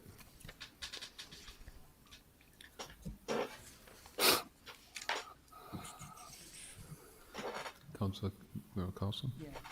Oh, I just love my large adult son. Why did we? Come here, my large adult son. do 9Y because that's an item that, Yeah, we filed that, yeah. No, don't attack your sister. pardon me? We just filed it. Don't do it. Don't do it. Don't do So it. that's dead. Yep. Yeah. Should be dead. Never listens to Yeah, me. 9Y, so, yeah, 9Y. 9Y, Council Russell has to file that. 9I. He asked for No, he said 9I. Oh, I get the wrong one. Yeah, I said- Okay. So- Okay, so Indigo. can we pull 9Y out separately, please? Okay, so take 9Y out. and, I just cannot We have to reconsider 9I, Mr. take it Chairman. anymore.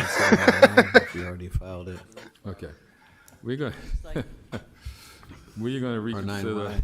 The idea of writing Just provide some Okay, we're going to clarification. reconsider About the 9C9 to sprinkler ordinance. 9I, 9J to, no, we're just showing that one so far. so- Makes me feel so tired. Okay. Reconsideration, roll call. What are we reconsidering? The one we Okay. filed. 9C to 9I, refer to the Public Works Committee. We're going to reconsider that. Oh, okay. Okay? Because you want to talk about 9I, correct?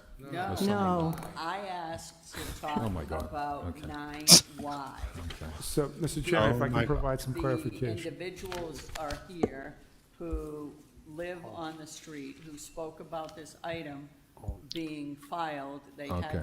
They had no knowledge of this item being filed, Mr. Okay. Chairman, and they asked for us basically to file it. Yeah. I just want to make sure that that's what we're doing. Okay, so we already voted from that to, okay. Okay, we haven't got there yet. We're on 9C to 9I. We got voted there. out. That's We all I voted was that. asking for. Yeah. Did we get there yet? No, we're going No. to get there now, so we're going to go 9J to 9Z, with the exception of 9Y. Thank you. All those in favor? Opposed, so awarded. 9Y. Good thing he's been Can I doing this speak for a on while. that? Council Cororio. Okay, I just want to say that I support the filing of this item. I live not, maybe a couple streets over, and as long as I've known, you know, the Westland Street, Jermaine Street, and Haviland Street have all had a significant impact with the Doherty High. So I totally support filing this item, leaving the restrictions in place in the residential parking. Thank you. Well, he deserved to be filed. He stayed all night for this, so. Thank you. Damn. So the motion right now on 9Y is to file. All those in favor? Opposed, so ordered. Okay, we are on 10A to 10N, refer to traffic and parking. Those in favor, opposed, so ordered. We are going to go back now to ED, I guess is the first, Hold me now. okay. We're going to go out of order here a little bit because, sorry, Mr. Dunn, but you've been here long enough, so, but. someone I'm here's- 6 who's been here feet a lot longer, from that's the Mr. edge. Stearns. And from the last two meetings, so I think, Bob, we owe you one. So we have. Council Oh, King you had owe asked Mr. we hold Stearns this a item, lot more than one, Joe. For this meeting. So let's go to that item, which is 16B, I believe, which is My interface is so hot. B. 16B was the audit transmitting Don't information. know what's going on. Communication, auditing the construction progress reports, completed or not completed, information related to streets selections. Okay. Public Works. Now we'll go to Public Works. Council King.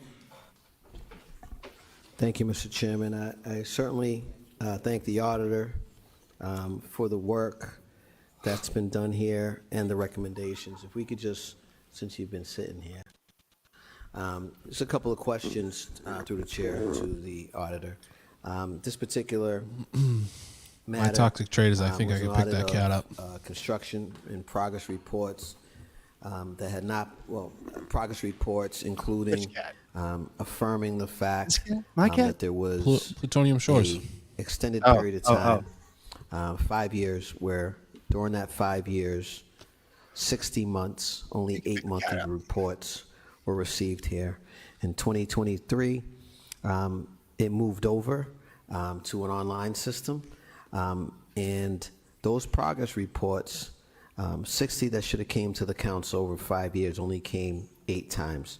The new system that has been done does not include small street projects that were included in the past reports, such as sidewalks, private streets, conversions, guardrails, bridges, drainage, streetlights, signals, patches, etc., that are outlined in the summary of the audit of DPW construction progress reports. This indicates, that there are some steps that could be made. That one of the conclusions that was interesting to me was that it indicates the conclusion here that new preventative measures being implemented should cost the city $16 million annually to run the pavement management program, for example. If you could share through the chair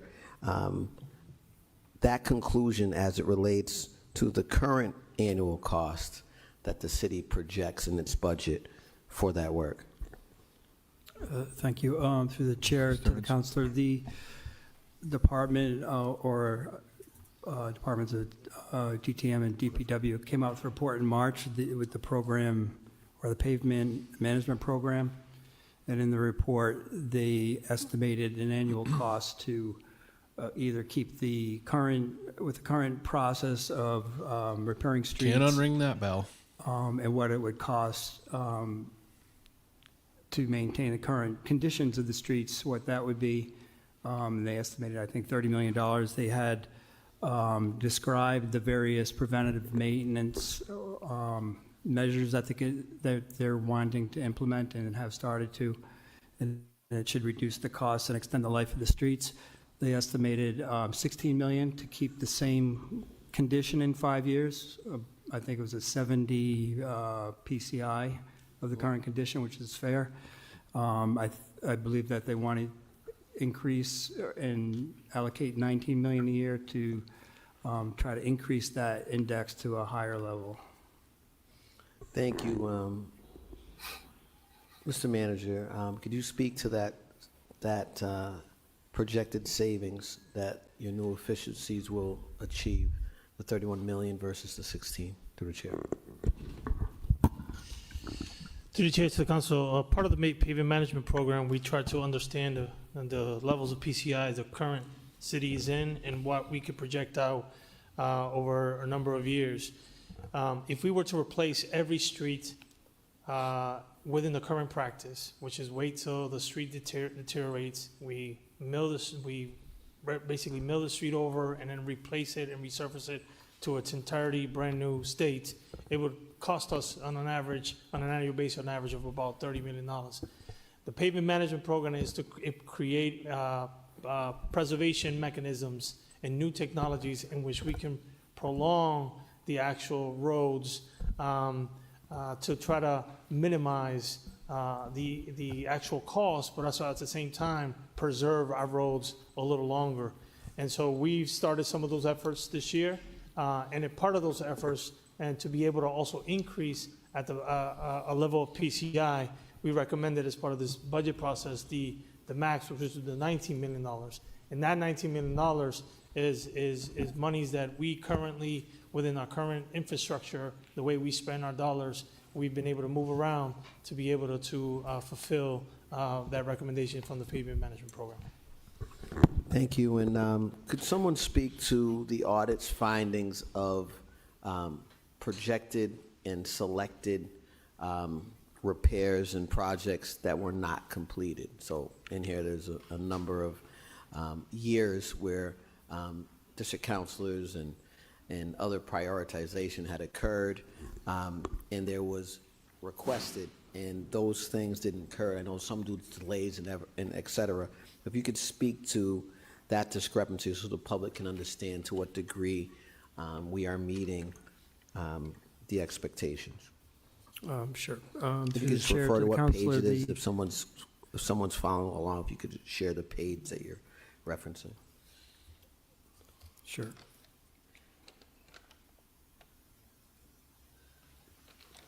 So there were two, I guess, measurements against the actuals. So the actuals are a compilation of the accounting of the Streets and Sidewalk Capital Project Fund. The DPW does a really good job coding and recording the bills for payment.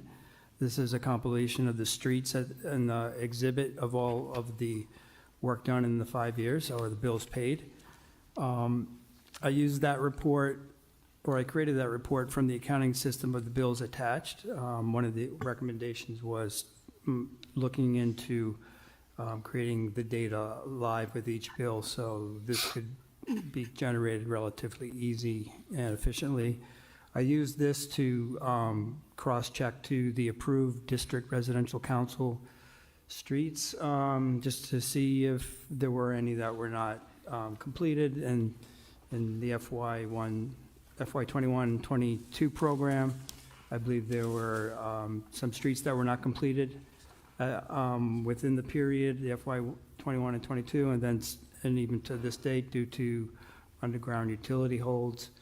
And then in the 23-24 program, there were also some streets that were approved by council after coming from the committee that were not completed as of March when I was looking at this data.